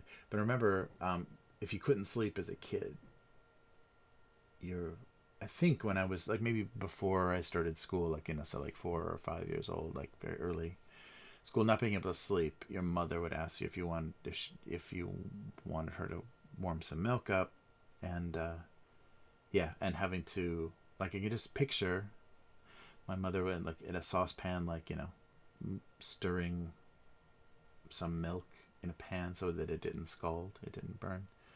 Yeah, I don't know. Maybe it's a TV show. This is a classic one. I used this for the logo for a long time. The coffee mug with the paper umbrella in it. Yeah, 2005. Yeah, this is one. I think this is literally from the very first batch of cartoons I ever drew for this series. Nothing seemed to help. Yeah, 2002. Yeah, there it is. So next year will be 20 years of this nonsense. That's amazing. Yeah, 2002.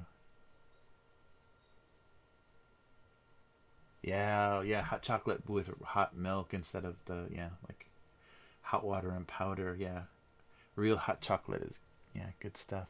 Oh yeah, and also I had a friend from Puerto Rico that did this really amazing chocolate drink. It was more kind of raw chocolate. I forget what the ingredients were, but she cooked that on the stove, and we had that one night. God, that was really good. But just like a hot kind of melted chocolate drink. Oh, that was good. Yeah, but I think it was Puerto Rican recipe. Oof, good stuff. All right, so a couple of comments here to 2012, January 3rd. Every night he had the same work dream. Nice. What a waste of good coffee. Uh, it's just like flavored water, and he does the job so well. I'd be more worried about having to sit on a hot plate all day. Ah, there we go. 9 years ago. A comment from 9 years ago gets a like. Okay, one more. Ah, eggnog. Yeah, yeah, I haven't had eggnog in a long time. I think you can get it here. But yeah, the holiday parties, it's like we do like sometimes a little bit kind of Thanksgiving with other foreigners, but because the New Year's holiday is so big, it kind of eclipses everything. May 26, 2006, once out of the family pack, there was no going back. All right. Oh, I lied. There we go. Another champagne. 2012. Some nights offered very little to celebrate. He missed the glass almost totally. If you learn how to uncork champagne properly, there'll be no spillage at all. Anyway, you shouldn't pour champagne into a triple glass. Oh. Yeah, drink it right from the bottle. Nice. All right. So let's, what are we doing? Are we going to actually write these things? Let's see how it goes. Yeah, that's really bugging me now. I'm going to have to call my mother. Well, Mother's Day is coming up, right? So I'll need to do that anyhow. But yeah, ask her if she heated up, if she warmed milk for me when I couldn't sleep when I was a little kid, because that sounds really familiar. But I don't know if I'm just like remembering a TV show or whatever. That's really sad. Yeah, that was the really the thing I really liked in I'm thinking of ending things, the Charlie Kaufman Netflix movie, which didn't even get nominated for anything in the Academy Awards this year. But that idea that pop culture kind of poisons your mind and replaces things that should be important or should be like, it should have been poetry or literature or something that you read, like something actually from the culture, and it's just been replaced by, lines from movies and, TV commercial jingles and stuff, like the poison of popular culture. I like how they did that. And there were just scenes where characters were reciting, things from the newspaper or scenes from a movie, and it wasn't their real, their real words, their real feelings. It was just like, oh, in this moment, I would say something like that character did. That was good. All right. So let's see.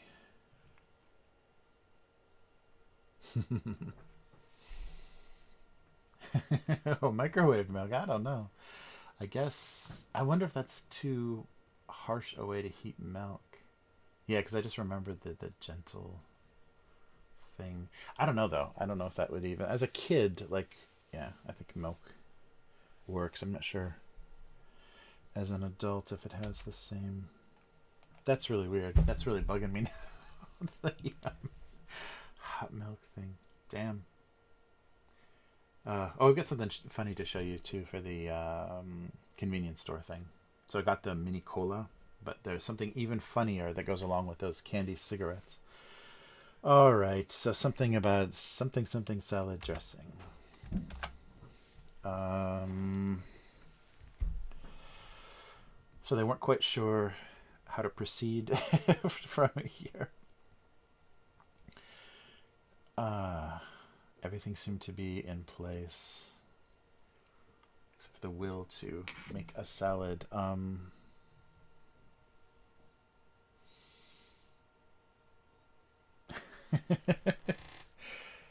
They would need to skip a few steps, right, to go from here to bowl of salad. Yeah, something like that. The idea being it's, yeah, just missing a lot. Just a head of lettuce and some dressing. Yeah, so yeah, something like that. Oh, I can shift my keyboard in because I'm trying to write something. Oh. Seem to be skipping a few steps to get to a bowl of salad. Something better than that. Bowl of salad. They seem to be skipping a few steps on their way to salad.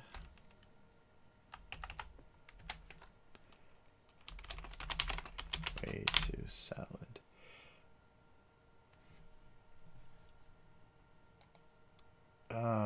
Yeah, maybe that would be better if the head of lettuce was actually in the bowl. I'm not sure what's going on. Oh, yeah, yeah. So maybe, yeah. So maybe she learned it. Oh, that's cool. Candy cigarettes.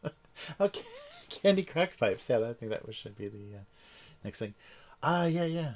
A morning drink. Oh, interesting. Oh, that's really cool. Yeah.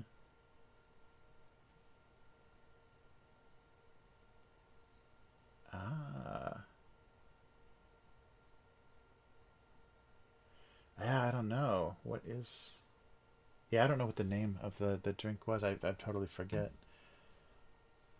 Yeah, because it was like drinkable chocolate, but very thick. But it had a different texture. It wasn't just like melted chocolate, like how that would be like, if like it wasn't like the chocolate fountain kind of chocolate. It had a texture to it, so there's something else in it to give it a little more of a texture and a more interesting flavor. Yeah, but I just remember that the flavor being really rich and good and warm chocolate. That's cool. Yeah, sorry, yeah, I don't know what the name is. I should ask. I should get in touch. I should see what she's up to and ask her. What was that you made? All right, so they seem to be skipping a few steps on their way to salad. Something like that. I like on their way to salad, though. Or on the way. On their way to salad. Oh, okay. Can't. Whoa. That's a weird thing that they're doing now. When you just... On all the Adobe products, when you just create a text field or whatever, it instantly populates it with that Latin placeholder text. I always hate that. That was the first thing that confused me so much about WordPress is when you get the templates for like a WordPress website, it's full of all that placeholder Latin, and I guess it's just so you can kind of see how text flows and how it looks, the font choices and stuff. But yeah, for some reason I was easily confused. Obviously, I'm not a desktop publisher or a designer for magazines. All right. So he had never considered or needing a key.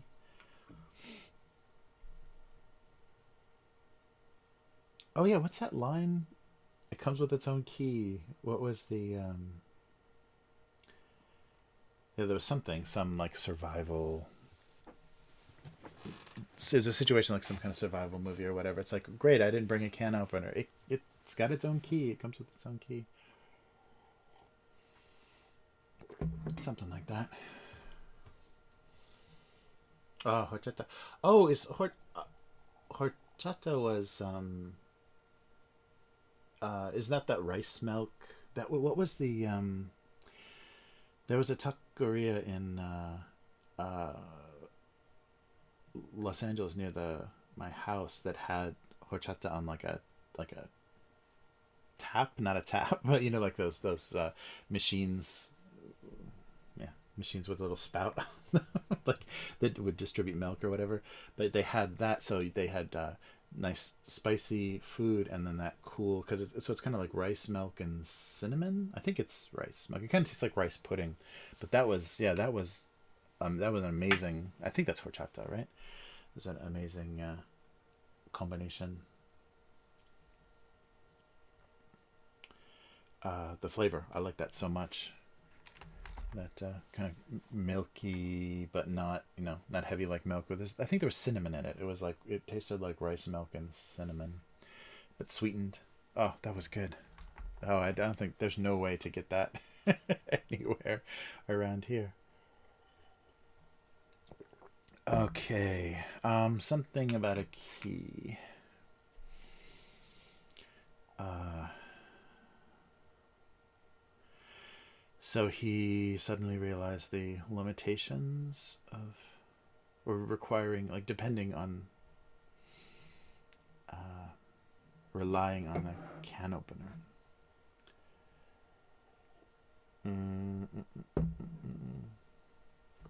Ah, yeah, what's that?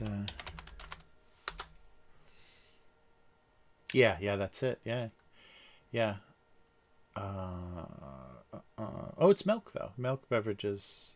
So several milk beverages that taste the same. It's right, sweet rice milk. Yeah. Horchata. Horchata. It's also spelled Orxata. Yeah. So it's rice, milk, and vanilla and cinnamon. Oh, that's really good. Yeah, I miss that. That flavor with spicy Mexican food is excellent. That's so good. You're probably not supposed to drink it like that, but it was like the place where where I went. It was there as one of the choices, and so when I tried it, I was like, "That's perfect." Kind of like lassi, like mango lassi or something at the Indian restaurant. It's like a nice way to cool down, like have something sweet and cooling between spicy dishes. Yeah, it reminded me of that. Yeah, the chocolate drink I had was a warm one. The cold one, the horchata was a cold one at the restaurant. Yeah, mango lassi. Yeah, I had something really. I had a mint. I just had a mint lassi at a restaurant. Not recently. A long time ago. It's restaurants are a distant memory, but yeah, I had a mint lassi. That was really good. I didn't expect it to be as good as it was because I was thinking yogurt, kind of because lassi is kind of a yogurt drink, and the sharpness of that and mint may not match, but it was really good. Uh, the things I want to drink again, live stream. Okay, so a key. You never considered, or the key to their something. He had no idea what to do with the key.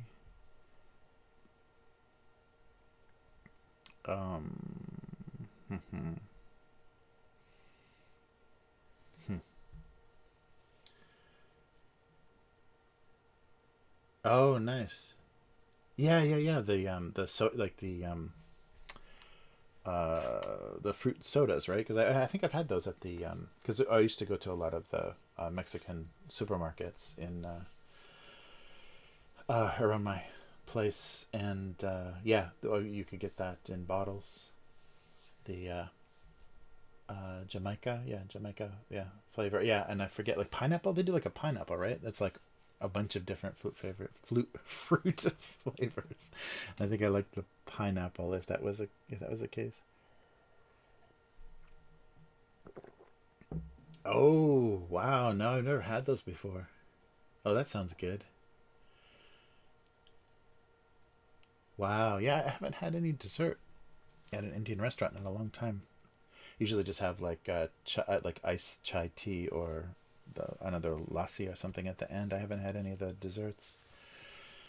Yeah, the a lot of the Indian restaurants here are not just pure Indian. They're Moroccan? No, not Moroccan. What am I talking about? No, not Moroccan. They're what's the one of the little the two flags that's like the two little triangular flags? Nepali? Yeah, maybe. Damn, I can't remember. This is shameful. Yeah, in Nepali, yeah. So Indian Nepali. So maybe I guess that's northeastern. But yeah, a lot of the Indian restaurants in Japan for some reason are Nepali Indian. Uh, so I don't know enough about Indian food to know the difference, but Nepal, yeah, Nepali Indian is very common. So they'll have like both flags very often. I don't know why. I don't know if that's just a Japanese thing or what. All right.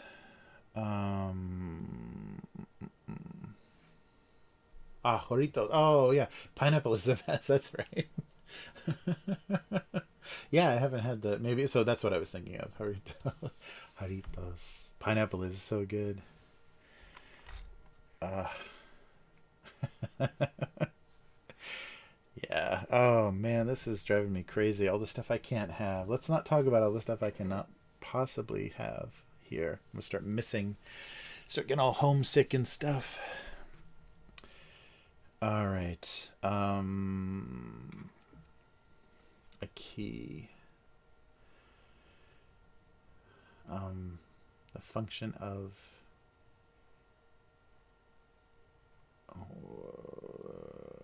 what to do with a key. So he liked the thought of giving up the can opener. He what?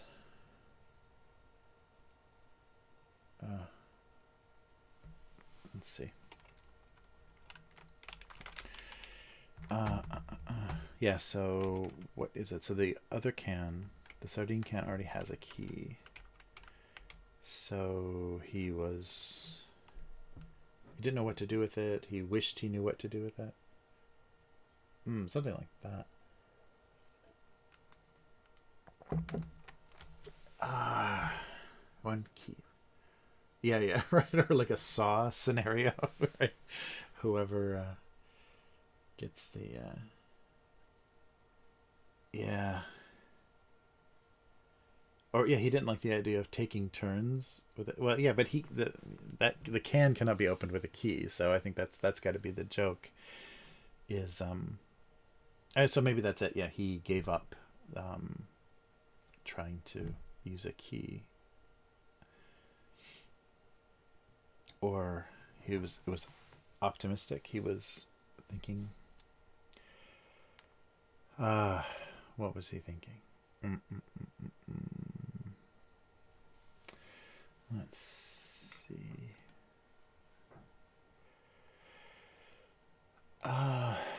Yeah, a key doing something. Sorry, where's the page of? Oh, there it is. Okay, just want to take a quick look, make sure I'm still. Yep, everything's still moving along. All right. Yeah, I guess I should. This light is a little extreme. This is the light I use for all the unboxings and stuff. But it's a little extreme when it's like hitting the top of my head. I'm like turning transparent. All right.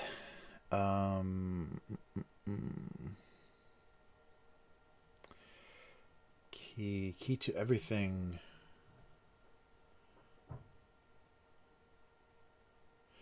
Yeah. I don't think are there actual cans? I don't think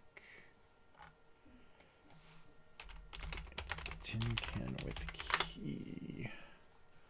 Oh no, ham mostly. Oh yeah, ooh, nasty. There's some nasty canned food. Yeah, some weird pork, like just pork in it. No, it's Chinese, I think. Yeah, no, or it's Korean. Yeah. Some Korean pork in a can. Oh, that's brutal. Yeah, spam. That's right. Spam comes with its own can, and it's basically, yeah, just like pressed ham. Spice pressed ham. Spam. Wow, Crisco used to come with a key. I think everything came with a key because you couldn't reliably, before like electric can openers and stuff, couldn't reliably open everything. There are some cans with keys.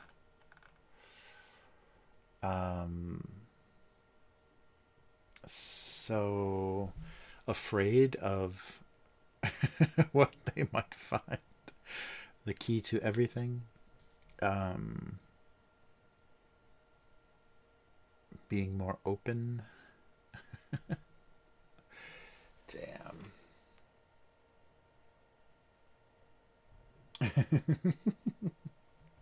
Yes, spam with the key. Spam doesn't have a key still, does it? Yeah, there's a lot of spam in Japan actually because of Hawaii, because I think Japanese people were exposed to spam in Hawaii, and so there's a lot of grocery stores that carry spam here. I've never seen anybody buy it though.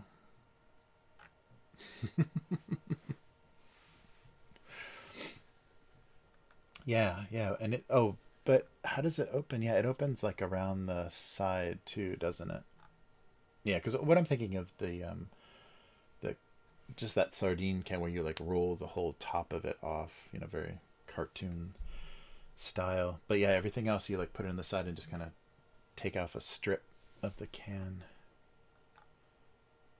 Does it still have a key? Spam with a key? I don't think it does. Does spam have a key? I don't think it does. I think it's like a can of tennis balls now.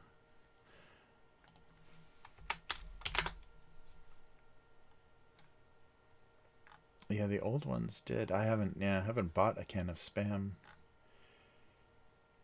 Oh no, it's I think it's like it's a pull top now. I can't I can't find a good picture. I'm sure it was answered somehow. Yeah, it's a pull tab on the top now. Yeah, but it used to have a little key stuck to the bottom. What if you lost the key though? That's fucked up. I guess you could probably use a screwdriver or something to open a can of spam. Yeah, it's like cat food. Yeah, that's right. So it's even more like pet food when you open it with the pull tab. All right. The key to. Yeah, right, right. Key difference. Ah, yeah, yeah. That's really good, Rev. Yeah, yeah. Key difference between them. Yeah. Key difference. I like that. That's good. That's a good phrase. Um, they had just they just discovered the key difference between them. Their key differences. This was by far the most key difference. Uh, yeah, incompatible, or like the key like makes wants to make him more open. I don't want to. Can't do two puns right in the same joke. That would be brutal. Yeah, that's good.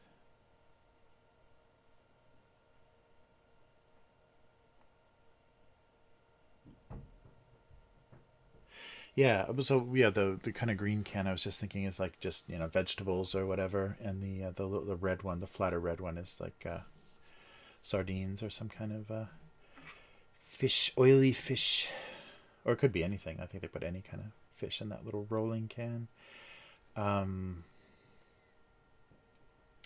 yeah, key difference is really good.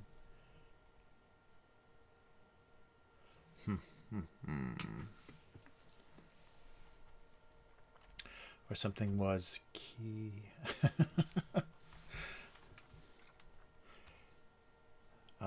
So they were stuck. They were confronting their key.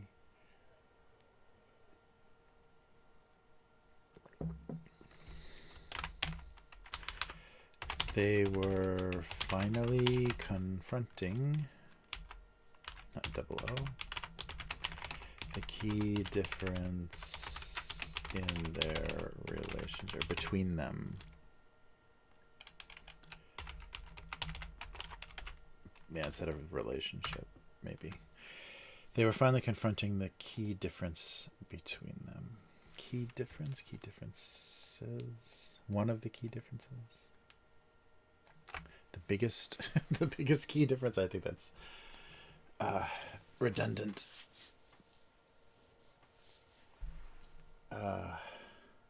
Yeah, their key differences.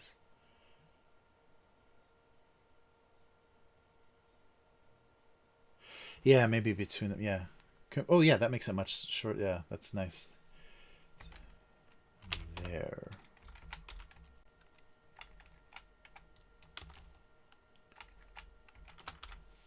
They're finally confronting their key difference. Yeah, that's perfect. Yeah, nice and short, and it gets right to the, yeah, key is the joke. Right.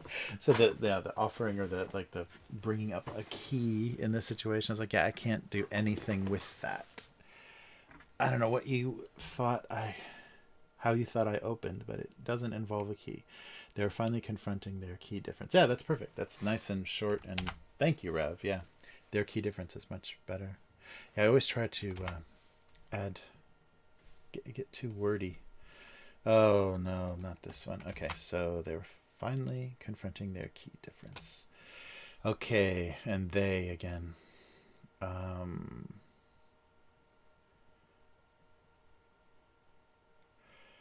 Seem to be, maybe should be more direct. They were missing some steps.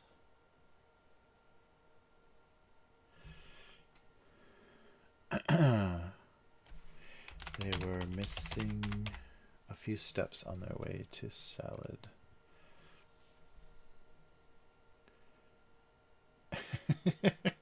A few vital components.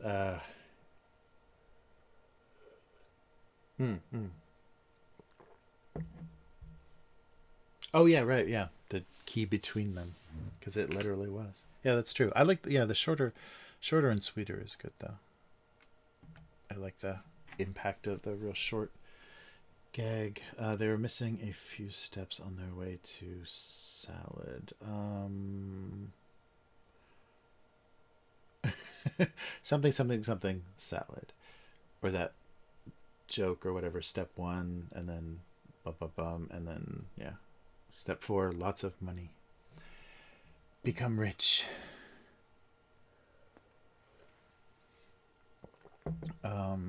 Missing a few steps. Yeah. So they were missing a few steps on their way to salad, or in the salad process. To get to salad, they were missing a few steps. On their way. It's better. For salad. Yes, exactly. Yeah, we're missing some key components. That doesn't sound funny though. Key components. But there was a lot of stuff that they needed or they didn't have. Or like a basic misunderstanding about how to make a salad, or what a salad was. There seemed to be, again, I'm adding, there seemed to be, there was a basic misunderstanding about the concept of salad. Yeah, overlooking, forgetting. Yeah, so they were. Yeah, I think that's better than missing. So they were. Yeah, they were overlooking. Sounds funnier. They were overlooking a few steps on there. And some maybe vital, something important. Oh, so they were overlooking, not something, and not just one thing. Like they were overlooking something important on their way to salad, or it's not just one thing though. They were overlooking or ignoring a lot. Nice. Yeah, that is a perfectly round head of lettuce, isn't it? Oh yeah, right. Or yeah, or just the salad being reluctant, reluctant. Yeah, the salad being reluctant to that lettuce. Sorry, being reluctant to get involved. Um,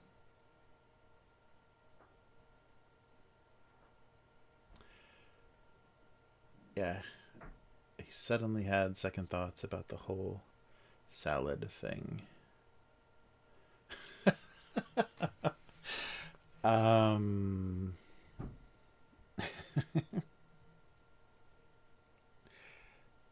yeah. So what was salad? Yeah, unprepared is good. Yeah, so not wash, not cut, not anything. Um,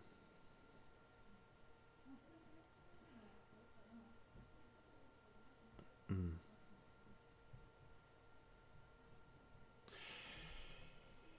Yeah, or they were, yeah, too far ahead or jumping the gun. Yeah, right. Unprepared lettuce is good. Yeah, the salad project.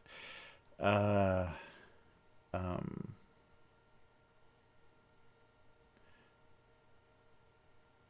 yeah. So to commit, like, so how about the? This was on. Oops. Paired to commit to the whole salad. I don't know. That's not good. The whole salad idea. The lettuce was unprepared. To commit is funny. Committing to a salad.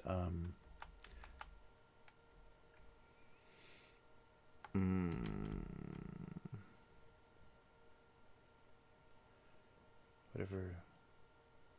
So lettuce was unprepared to commit.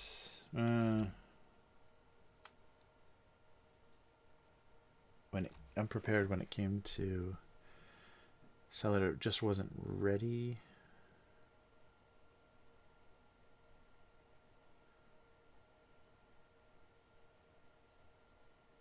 Oh wait, okay, yeah, the lettuce just, this is maybe too long.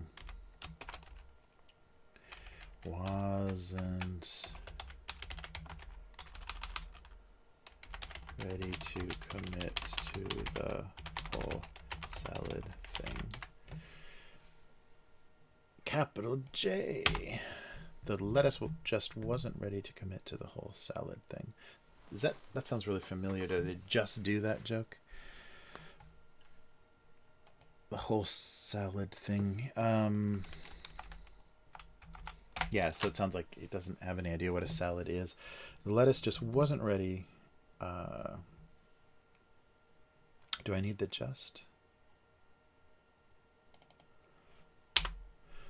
The lettuce wasn't ready to commit to the whole salad thing. Yeah, the cutting. Yeah. If I like specifically say, once they knowing knives were involved, or the although a lot of people just pull their lettuce apart so they don't get that rusty color. Yeah, setback is good. Yeah, such a large commitment of the salad bowl. Yeah, I like the whole salad thing. Sounds like, you know, completely ignorant of the whole situation, like completely ignorant about what is involved. Lettuce wasn't ready to commit to the whole salad thing. Yeah, I think that's generically stupid enough. It works. It's funny. The whole salad thing, I think, makes that work. Wasn't ready to commit. Is that spelled right? That looks really weird. I guess it is. There's not two M's. Or there's two M's. Yeah. Oh, that's right. I'm thinking like something else. So let us just lettuce wasn't ready to commit to the whole salad thing. That works. And they were finally confronting their key difference. All right. Go under the knife is good. Yeah, yeah. Go under the knife. I like that. Yeah, there's got to be a funny like food plastic surgery joke with something that you would chop up. Yeah, thinking they would look younger. All right. Well, cool. Well, that works for those. Actually, let me just spell check and make these right now, so I don't forget. They were finally confronting their key difference.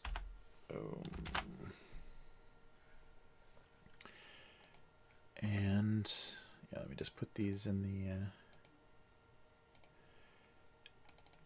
the directory so I don't forget.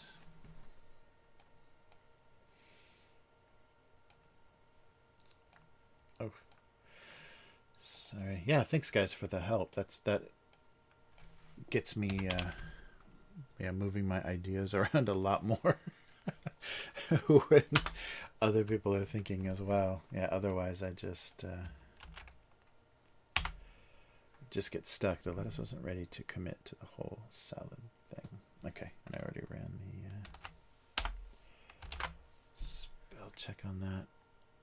Wow, 2021. That's insane. 19 years of this ridiculous cartoon. All right. Cool. Okay, so one of the things the thing I brought today is I was talking about this before when we were doing the candy cigarettes, but there's a video of something that's even funnier that I want to show you first about about the weird things for kids, like weird simulated kids stuff. It's very odd. So like the equivalent of candy cigarettes, but even more ridiculous. And I wonder if this exists anywhere else. This seems like such an odd Japanese thing. There we go. All right, so let me get this video set, and then I'll switch over. Oh, where could it be? Yes, exactly. Yes, our combined brain power hopefully is making somebody laugh. It's getting some likes, so that's not, it's getting some more attention than before. Where the heck is the video? Somebody had a funny, sorry. Somebody had a funny, where is it? Oh, there it is. Okay. Oh, come on. These freaking WordPress blogs are so slow to load. All right, where's the video? Ooh, seriously? Oh, that's even worse. Okay. All right. So let me back this up. Okay. All right. So sorry. That took a lot longer than it should have. Okay. So along the line, so the same company that the same company that made the candy cigarettes. Where are we here? Let's do this one. Same company that made the candy cigarettes also makes what I was talking about. Is a cola candy, right? That comes in a little not not exactly Coca-Cola can. So it's a little plastic can with a little pull top, and inside is cola candy. So you can get, you can get a little can of cola. This isn't really an adult thing. It doesn't, quite work the same way. But I've seen these everywhere. They're always around, and I've never tried these before. So we'll try the cola candy. But to go along with the candy cigarettes, another company makes this.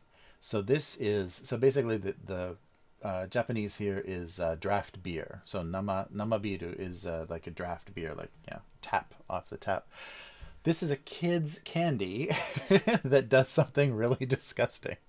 So this is beer candy for kids. So in that little packet is 2 little tablets, and you put them in the glass. And you wait and you wait and you wait. So can you see what this? Oh, they're good. They jump. They do some edits. So this is insane. Look at this. So there you go. So once the tablets do their thing, you have this a simulated glass of beer for children.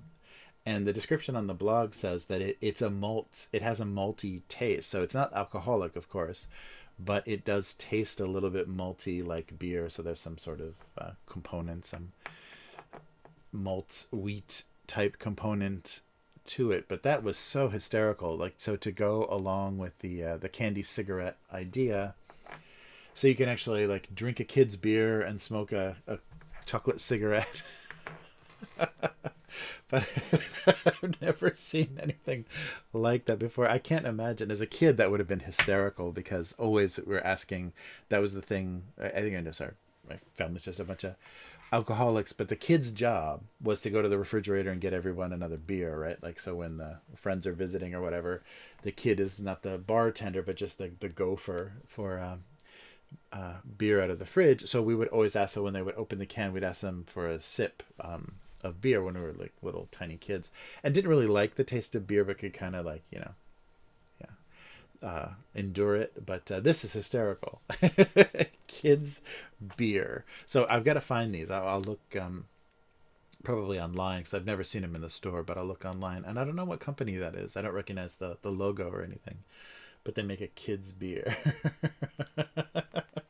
Hey Yum, how's it going? It's a reluctant lettuce. Nice. Good to see ya. But yeah, so I thought that was funny. That was a funny thing to go along with the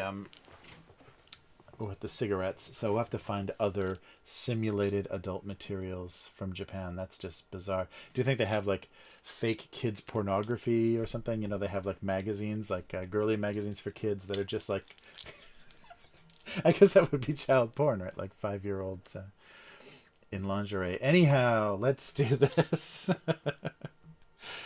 Okay, so here we go. So, sorry about the light. Yeah, mini cola. So it's got the little Coca-Cola swoosh on it. But this is a really standard probably from since Coca-Cola has been in Japan.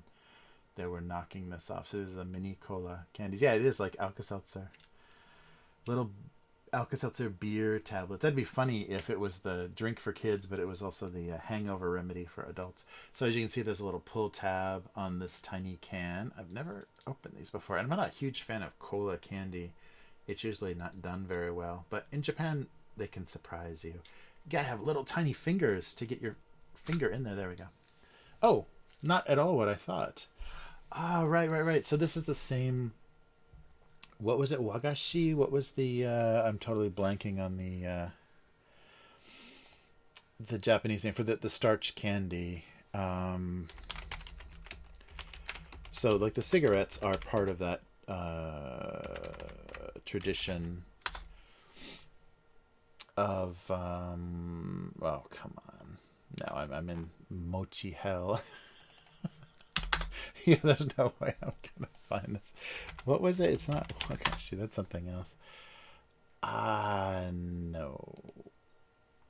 Yeah, but it's yeah, but like we were talking about that. So the cigarettes they're made from like a rice powder or rice starch, so they're not like all sugar. So these look to be the exact same thing. So there you go. You can see a little bit. So I was expecting them to be like the clear, like cola colored candy, like the, you know, like when you see cola candy, it's usually that clear. But these are actually, they look more, again, like the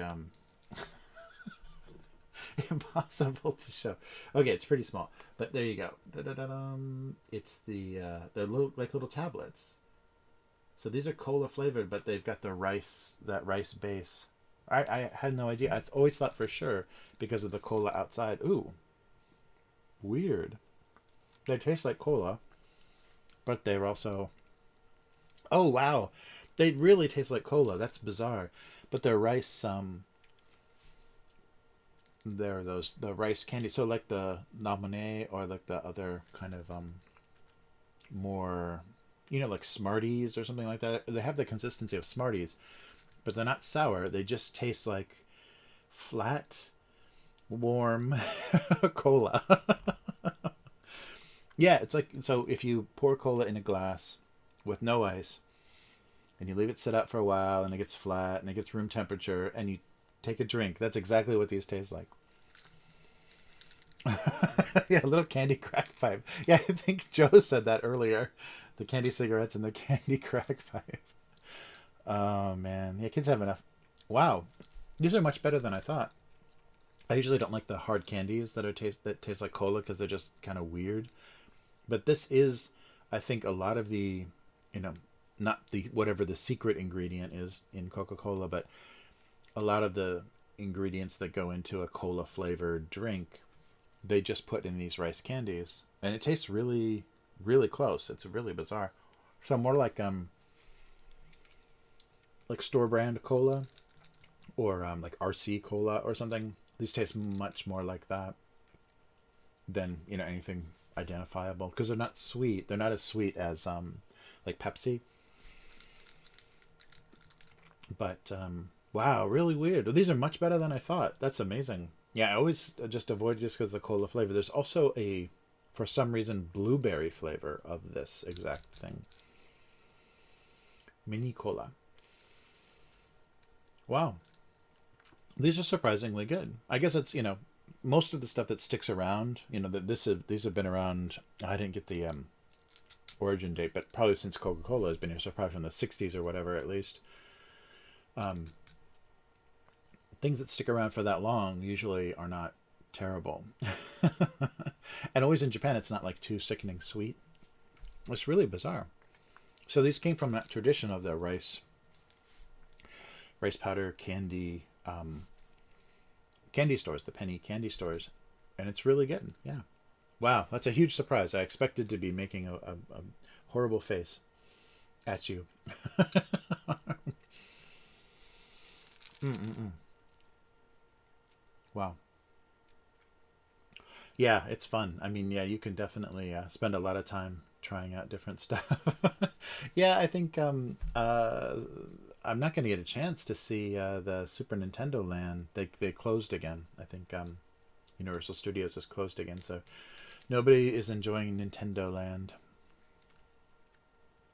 Wow. Mm, mm, mm. Yeah, and the festivals too. Yeah, the food stands at the festivals. There's so much amazing stuff to try, and like every year there's like some new gimmick or innovation. Like the one year they had, I guess like state fairs and stuff in the U.S. But one year they had like some kind of fruit soda in a light bulb. It was like an inverted light bulb bottle, and with that lit up on the bottom, so it's like a little LED light on the bottom that blinks and stuff. So you're drinking this like fruity soda or something, and all kinds of crazy colors. So everyone's walking around with these like flickering crazy. So every year or every couple of years, there's some funny innovation. Wow. Okay. So now when I look at these, I will not think, oh, some horrible kids candy that I would never try. Yeah. So very similar to uh, the coca or the cocoa flavor of the candy cigarettes. It's just really natural ingredients. That's really strange. It's just very, very, yeah, standard cola taste. So like whatever is in cola, like cinnamon or nutmeg or whatever the spices are that make the cola flavor, it's just in this candy, and it tastes pretty amazing. So why doesn't cola flavored hard candy ever taste good? It always tastes really sickening sweet, maybe too much sugar, sickening sweet or whatever. But definitely, these will be everywhere. Like, and you probably can get these in the import shops in LA or in America, not only in Los Angeles, in America too. Like anybody that imports Japanese candies, Pocky and stuff, because these must stay good forever because they're sealed pretty well. But yeah, very interesting. Much better than I thought because it's not a very artificial flavor. It's actually just very natural. Yeah, so that's a mini cola. You can just see it's the Coca-Cola ripoff, mini cola. And these are, of course, all over all the people that are importing snacks. All over Amazon and stuff, too. I think you can probably get...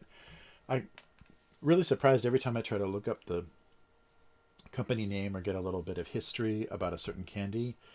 Most of the results, and especially searching in English, of course, but most of the results are all the resellers of Japanese candy.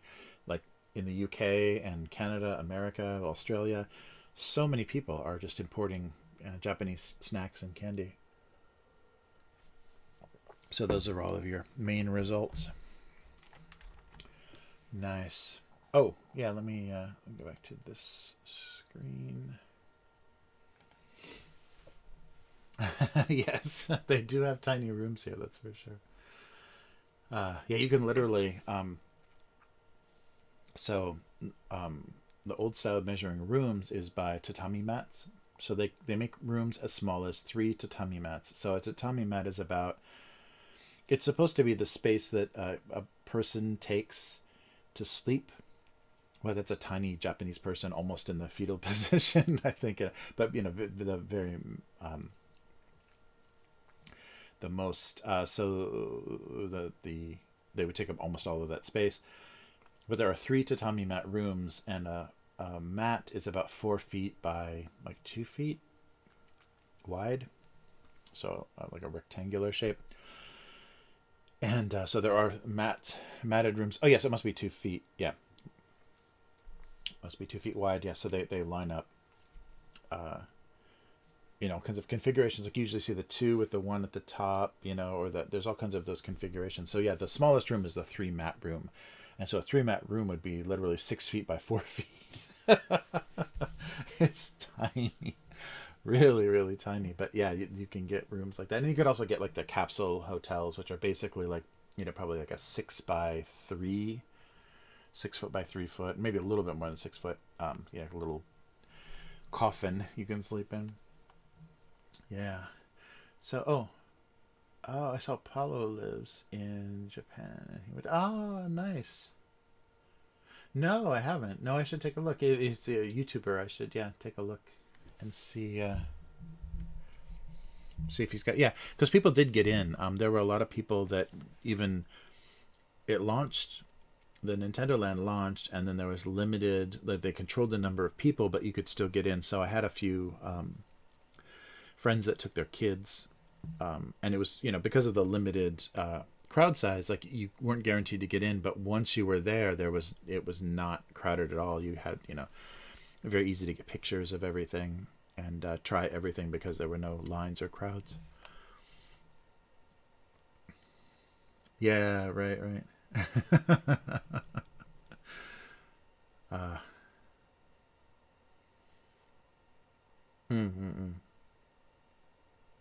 Yeah, there still are the kind of the old style sleeper car trains that go kind of more long distance. They're really beautiful too. The old club cars and stuff on the older trains. I'm not sure how many of those still exist, but yeah, were pretty amazing. And you still, when you get on a few of the trains, you'll see a car that has like there's still like a bar or something that's taking up part of the space on one of the cars. But usually they're not active or anything anymore. They just use them for storing stuff or whatever. I've seen a few trains that have had little like concession areas or like countertops in them. Wow.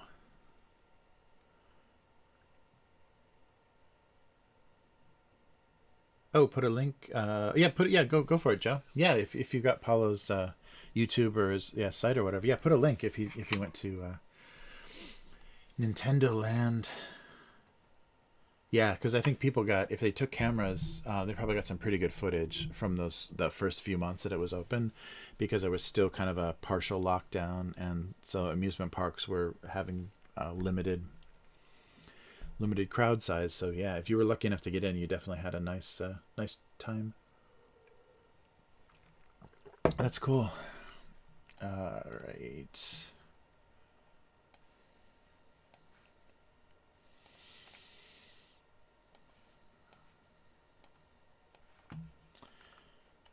Nice. Oh yeah, no, I don't. Yeah, I don't. Wow, yeah, he's got a couple million subscribers.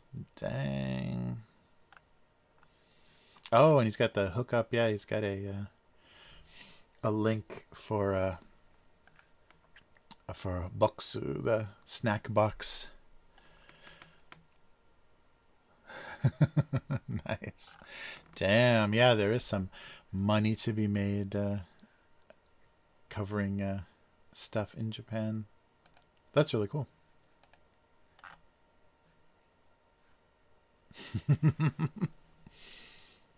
Nice. Sorry. Super Nintendo World. Yeah. Wow. Yeah, it's really, yeah, that's crazy. I probably shouldn't put his video on my live stream, but the crowds were, everyone's masked up, but the crowds are just like nothing. So it's very cool. Yeah, it's a neat way to cover, or neat chance to be able to cover that. So it just opened, and it's yeah, very few people. Yeah, really cool. I can't believe amusement parks are surviving this at all, because they just lose millions of dollars a day if they're not, like, at capacity. So it's really crazy. Wow. Yeah, very cool. You have to take a look at his channel. Damn. He is a worker. his text below his videos has so much stuff, lots of affiliate stuff, and oh wow. Oh, and he's got, oh jeez, that's really cool. And he posts his camera gear and stuff. That's so cool. Yeah, that's a really cool thing to do, like as a YouTuber, like tell people like what you're using as far as how you're getting the results, because he's got a really nice looking videos, and so yeah, sharing the mics and the cameras and stuff that they're using, because a lot of people, it's crazy when you see some of those DSLR cameras that people are using for YouTube. It looks amazing, and yeah, they don't let you know what I mean, there's ways to find out what's popular, but it's really cool when they share what's going on. Oh, it's very cool. Thanks, Joe. That's very neat. It's neat. Oh, okay. Oh, that's not bad. Oh, yeah, yeah. So yeah, he shot this with a Canon digital. Whoa, yeah, DSLR. Yeah, it looks nice. Oh, but I gotta change the yeah, channel here. Oh, very cool. Yeah, yeah, it's definitely yeah, I have to find a good niche though too, I think, because there definitely are a lot of people going after the I'm sure there's a lot of YouTubers that were dying to get into Nintendo Land to show that off.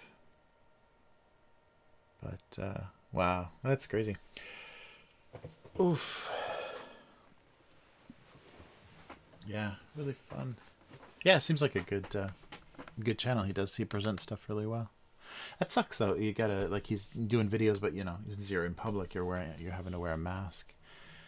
That's a lot less friendly looking. Everyone's masked up. All right. Wow. So finally a pleasant surprise at the yeah, for the snacks. So the mini cola.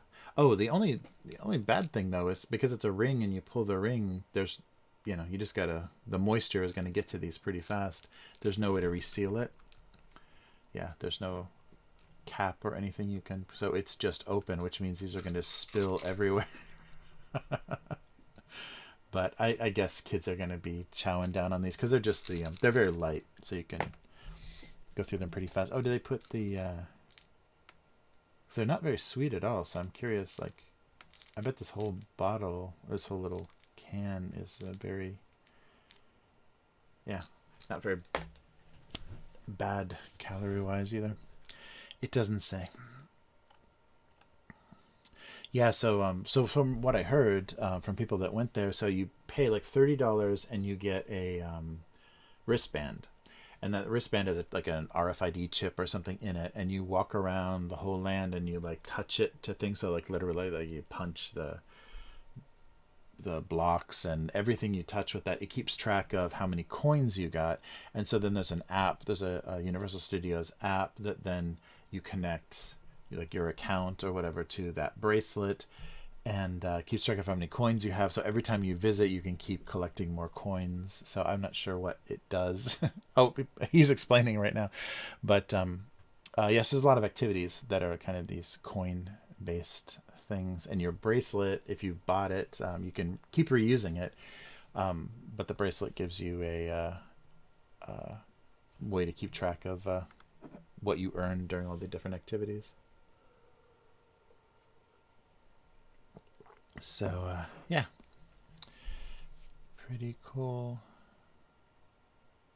Yeah, and it's a lot of like touch screen, like touch video screens and stuff. That's really popular here. There's a lot of interactive museums and things where it's just a video wall, like a huge video screen, but it has touch capability. So you go up and, you know, touch, or you can draw or use things. So in those museums, yeah, they have a lot of interactivity. So it looks like they're using some of that as well. Crazy. Oh, wow.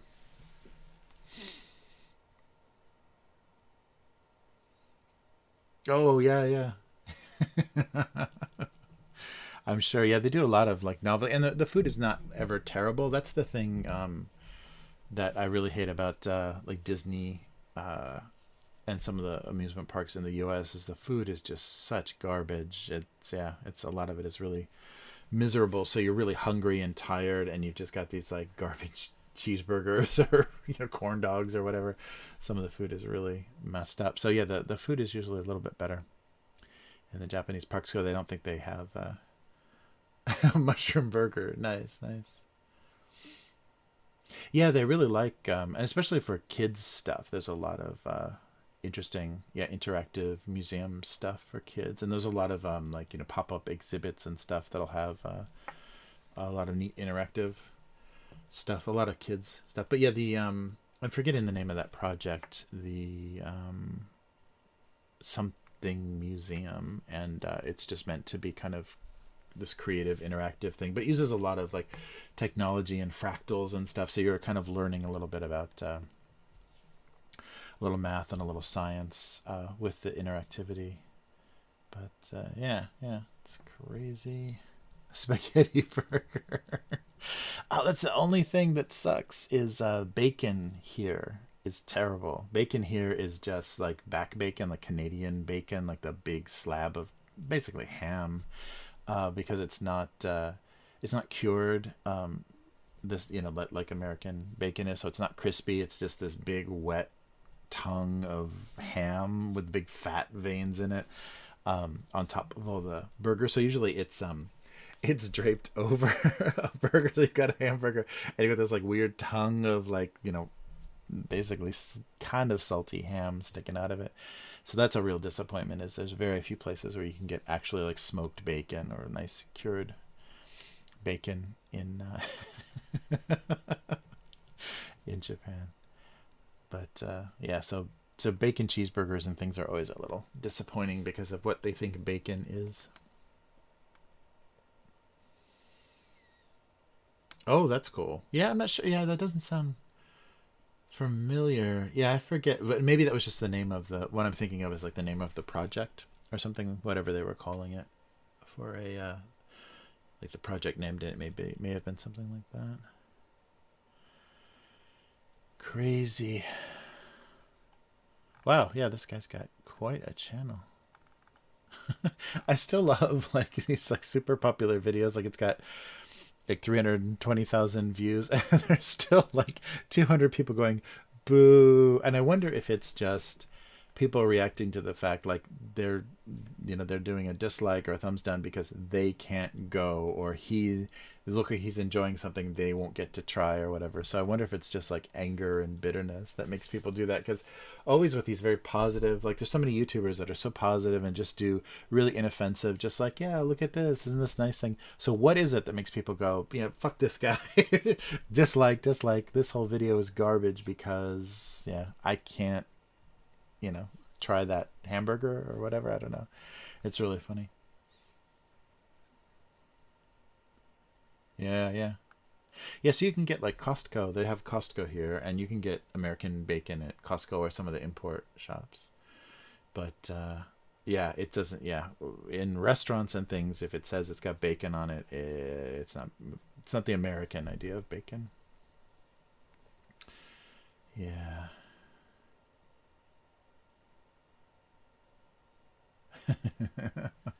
Yeah, that's true. Yeah, so if I want really like if I want a real American, apple pie or brownies or whatever, yeah, you can't get anything very authentically American.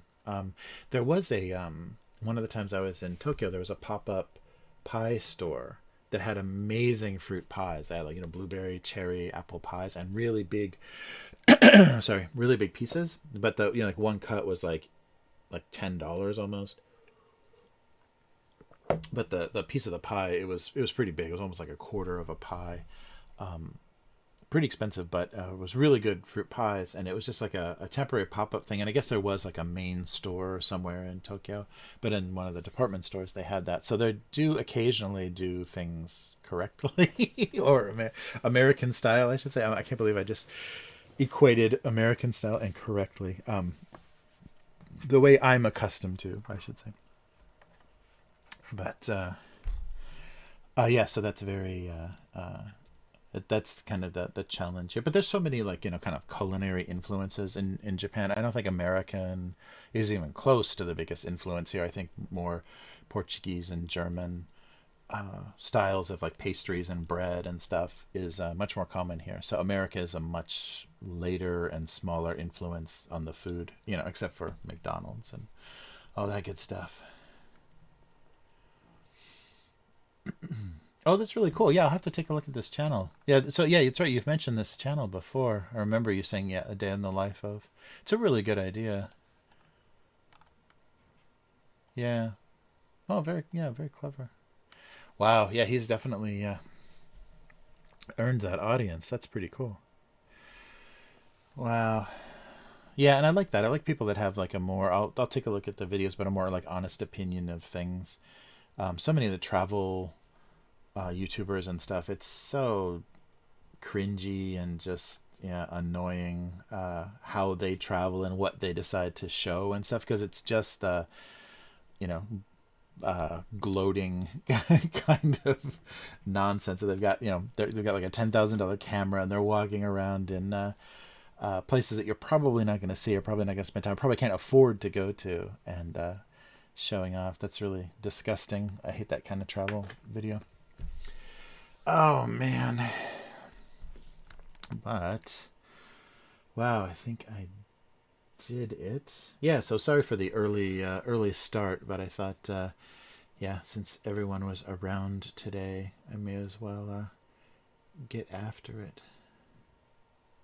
Yeah, that's really cool. The day in the life, because the scale and the style of people's work is really different here. Like garages, like people that work on cars in garages, you'd be amazed. Like people have an auto shop, and it's literally like a single car garage auto shop. It's amazing the scale of things, and how hard people work. Like how much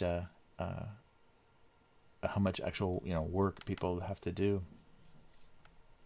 It's very different here, the scale of things. But yeah, that's fun. Yeah, thanks Joe for posting that link.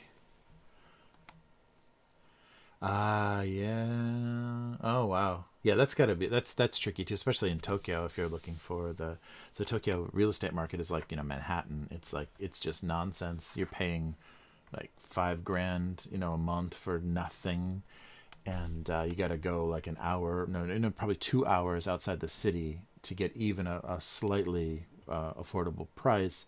But if you're living in the city, then that gives you like a 3 4 hour commute daily, and people do that. I guess just like they do in LA and other places, people do that for that access to those good jobs, and they're not so friendly with tele.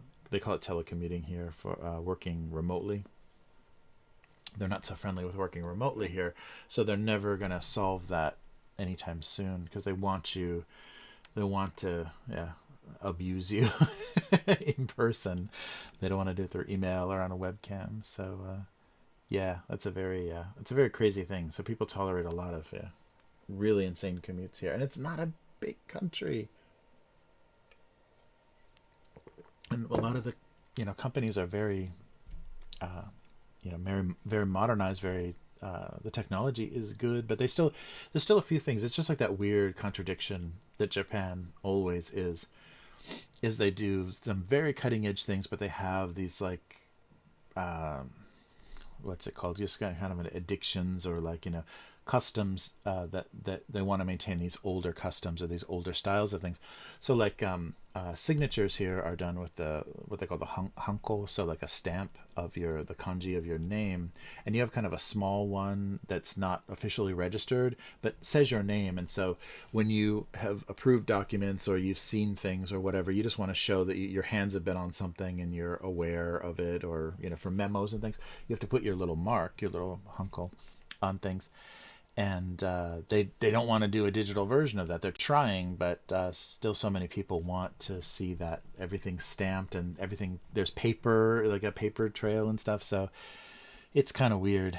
Yeah, the university that I work with, they have to do like an audit. The university is required, like each of the departments is required to do some kind of audit, and they literally have to print out everything on paper of the records of, I think, like not only accounting and things, but curriculum, like what was taught, what were the materials, the handout materials, what was presented in the lectures. And they literally, at the office of one of the professors, these giant bundles of letter-sized paper just stacked on top of each other, and they're just bundled with like a plastic strapping. There's like it's so much paperwork. It's more than like, and like in court cases and stuff where they have a lot of paperwork and files, they're in those boxes, those file boxes.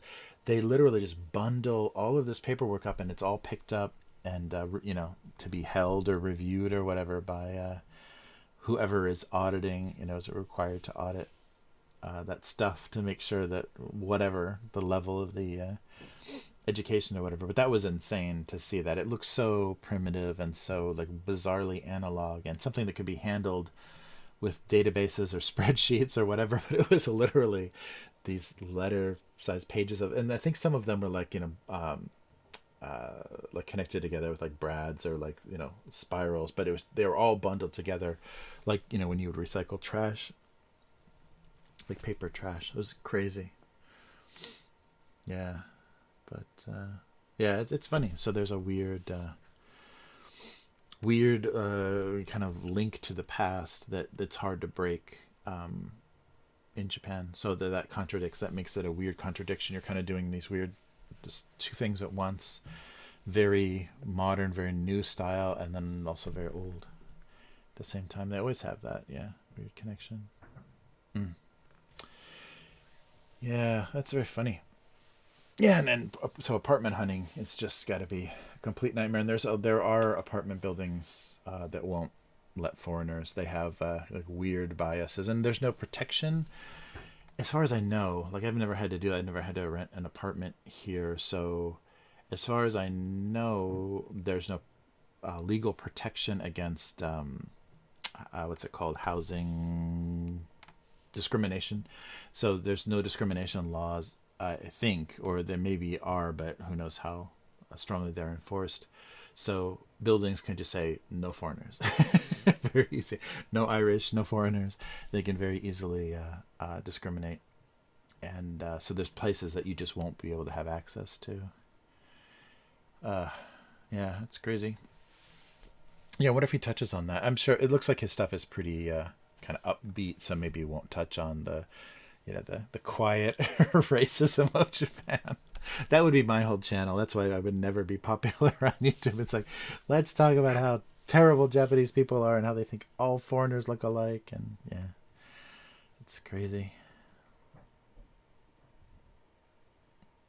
Yeah, yeah, no, yum. That's very true. It's a very uh, it's very interesting span of things because that makes the country feel so ancient and so like so deeply rooted in history and just life on the planet and stuff, but it's still they don't ignore or deny themselves like very modern benefits of technology.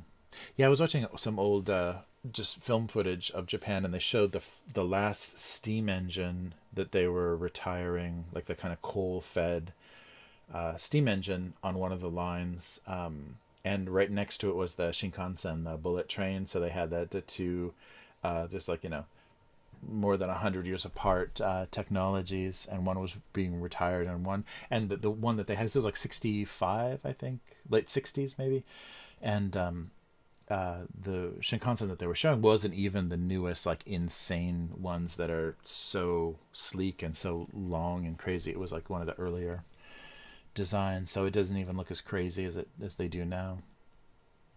But yeah, yeah, I don't know. Yeah, I wonder though if YouTube would if YouTube would completely delete my channel. Yeah, that would be fun though. It would be really fun. I mean, it would be a good like vent because all I'd have to do is like get some beer and just invite. So, oh, that would be a funny. Yeah, that'd be a really funny angle. I wonder what if YouTube would be the okay place to do that. But yeah, just get people to vent. And and another thing, and you know what they always do? Yeah, because there's some funny. I think I've talked about a few of the funny things, but what they call the gaijin bubble. So in Japan, people are on top of each other all the time. Like people are, you're on crowded trains or crowded stores or whatever. Not so much like pandemic times, but people are always touching you. Like to have someone's like elbow in your side or someone's shoulder against your shoulder is not uncommon here. It's a little uncomfortable for Western people, but foreigners sometimes get this like distance, like they give foreigners this distance and they'll leave empty seats on either side of you and things. And so that I've heard that called the gaijin bubble. Like there's this term of the foreigners get this like weird little bubble of protection because people don't want to get too close to them. And I've had that happen a lot where people get on the train, the only two seats on the entire train car are on either side of me and they will stand. And it's not like I'm doing anything particularly weird or I'm not like man spreading or like doing anything to make it difficult to sit next to me, but people just I don't wanna deal with whatever that is.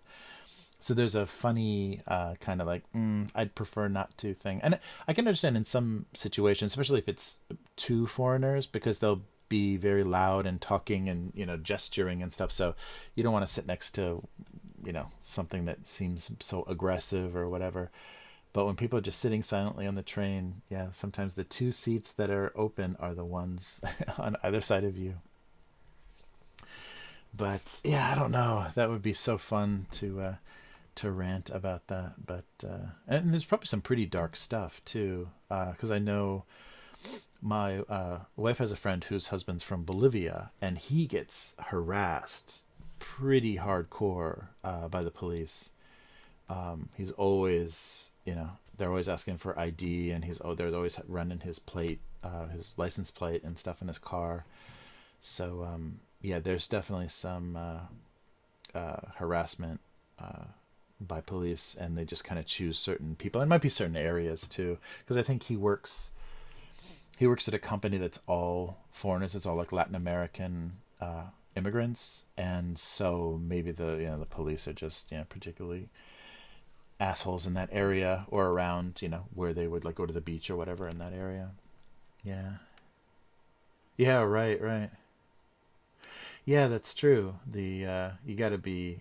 It'd be fun to talk about the dark side, but you do have to be respectful, and you can't do that kind of like go looking for dead bodies in the suicide forest kind of nonsense. And a lot of people have kind of fucked around in Japan. I remember Jackass, I think, did a Japan thing, but it's so funny that like Jackass doesn't work so well, and a lot of that like uh, I don't know, stunt kind of nonsense uh, doesn't work so well in Japan because Japanese people don't have big reactions to things. So like street magic, like up close street magic and stuff, doesn't. It's not very interesting to do that in the streets of Japan because Japanese people are just like very oh, uh-huh. Okay. They don't have the oh my god. They don't have big reactions to sleight of hand and stuff like Americans do. So yeah, a lot of like acting out in public and being really obnoxious doesn't get a big response. It just kind of gets people like they just turn their head or they roll their eyes, and that's it. Like that's the biggest reaction you're gonna get. Yeah, it's crazy. Yeah, really. Yeah, that's the thing is that Japan is just too polite. They'll just wait for you to go away instead of choking you out. Oh, that's crazy. Yeah, that would be so fun. I'll have to think about that because I was thinking, yeah, I was wanting to do some kind of podcast or something that was just like really difficult, really painful topics. I don't know why. There was just like, it's just, some conversations I've had with people and stuff. People got a lot of pain and they walk around with a lot of, defeat and stuff that's happened in their lives. And it'd be really fun to just, and not particularly, I'm not trying to solve anything or whatever, but just kind of tell stories and talk about really difficult, you know, times in people's lives or whatever. And there may be some, if you can relate to that, or there might be some kind of comfort or solace from something like that.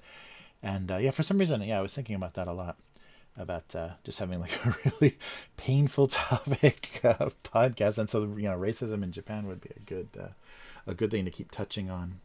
Is the weird experiences people have had. I don't know. Yeah, right. He'll have his head. He'll have his head in his lap. His like severed head in his lap, and they'll put him on the next plane out of there, or just hanging from an overpass. Uh yeah. I think that would be really fun. Yeah, I like that for some reason. Yeah, I liked that a lot about and maybe and kind of doing it anonymously, like not naming any names or whatever, and just saying whatever your whatever context you needed, like gender or age or nationality, whatever you would make the story make sense, or give you more context, and just kind of interview and talk to people about really painful stuff. Yeah, I don't know why that sounds so compelling, but crazy. Really? Yeah, maybe. Yeah, we should. Maybe I'll try like a demo version of that. I already have a name, which I won't spoil, but I already had a name for what I wanted that to be. So maybe I'll try that. Yeah, because I've been doing miscellaneous stuff, because that would be nice, because then I wouldn't have to rely, like with the gaming stuff and everything, I have to rely kind of on the same people, and so the schedules can get ruined. Schedules can be difficult, especially during lockdown. But if I was just doing different people, and we could even do it remotely, so some of the people that have really difficult things in their lives in chat could be future topics. But I think that would be really that'd be really cool.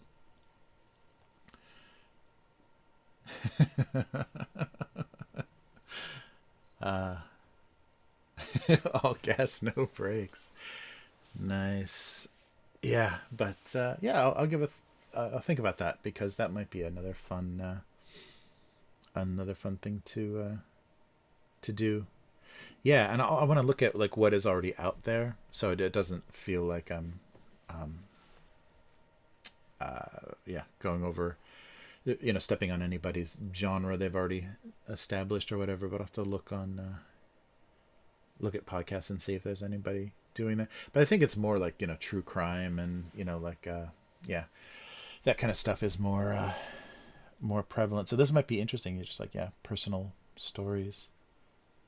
And I'm trying to think, like, This American Life kind of does that, but they have that very unique style where they'll talk about, some weird situation. Like, my father was a counterfeiter that's like secretly, printed money in our attic or whatever, like, weird things like that. But yeah, something like that, but darker. I mean, I would like it, yeah, not to be so, have like a sweet and gentle tone, like a little bit darker and more painful.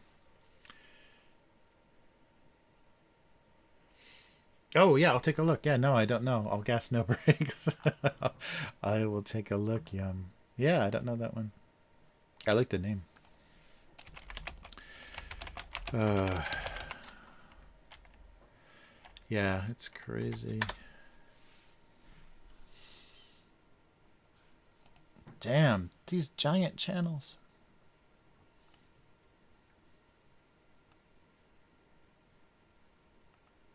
Oh wow. Oh, they went to AVN. Oh wow. Nice. Gosh, you guys are full of good recommendations this week. Thank you. Thank you. Nice. Oh, very cool. Yeah, who is it? Is it a comedian or anybody that, let's see, about? Oh, that's cool. Yeah, I'll take a look. Yeah, thank you. Anything for something new to watch. I've been really disappointed in my YouTube whatever subscriber, yeah, my subscription stream or whatever really sucks lately. I don't know if people are just like dropping out and not producing stuff anymore or whatever, but yeah, I've been really stuck for things to watch sometimes. Oh man. Nice. Yeah, yeah, I'll take a look. Thanks a lot. Yeah, you guys, oh, that helps a lot. Some good recommendations. Wow. Yeah, very cool.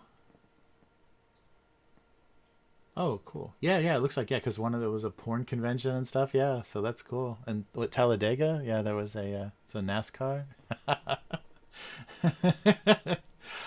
Oh, is it really? I didn't recognize him. Oh, it's got a mask on a lot of stuff. Oh, very cool. Sorry. I turned right towards the microphone to cough it, you guys. Oh, sorry. Yeah, it looks like he's got the same. I think he's a twin, like Napoleon Dynamite. Do you guys know that? Like he's a twin, and his twin brother worked at like Sony Interactive, like the Sony game studio, like whatever, Sony PlayStation Studios or whatever. So people would like literally see Napoleon Dynamite walking around. Uh, mm, cool. Damn. All right. It does look like him though. Yeah, with the mask on, I would totally believe it because he's wearing a mask in the more recent videos.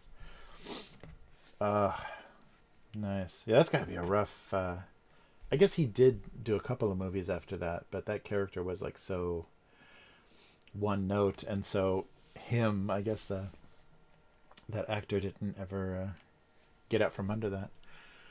Uh, very cool. Well, I think I'm gonna have to end things because there's everyone's home, so there might be things afoot, like things I have to help out with. But yeah, so happy Showa Day. This was the former 2 emperors ago, the wartime emperor's birthday. Oh wow! And so beginning of Golden Week. So yeah, this is going to be like a week off. So yeah, so I'll be on normal schedule for next week, next uh, Thursday my time, Wednesday night, you guys. And yeah, I'll try to think if there's something uh, special or something like kind of based on what's going on here, so I can share that a little bit with you guys.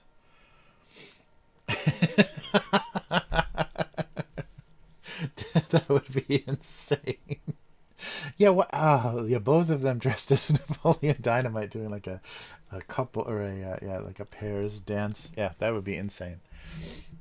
Oh man, I can imagine two of those guys at the dinner table. All right, but yeah, thanks so much, Ed. Please take care, everybody, and we'll get through this. I think we've got 17 days of lockdown here, so it's going to go through the holiday and into middle of May. So yeah, I'll let you know what what became of that here, and they might extend it. Who knows, depending on what effect it has. But yeah, so take care, everyone. And if this is your first time watching, abusecartoons.com is the website. Both on YouTube and Twitch, it's Abuse Cartoons, and then on Twitter as well, Abuse Cartoons. If you want to read the archive of where these cartoons go for almost 20 years, gocomics.com/domestic abuse. And also Patreon. If you'd like to support this cartoon, get this stream happening more than once a week, patreon.com/abusecartoons and become a patron. And yeah, I'll be back next week, everyone. So thanks for hanging out. So Rev, Joe, Yum, everybody, Sedona. It was good to see everybody. Very fun to hang out. And thanks for the recommendations. You really looks like you gave me something very fun, very fun to watch. So take care, and I will be with you again next week. And yeah, take a look at Upturned Table if you want to see the so tomorrow we'll do the weekly show, and I'll have some irregular live streams on that channel. So take care, everybody, and it's piano time. All right, see you next time. Goodbye.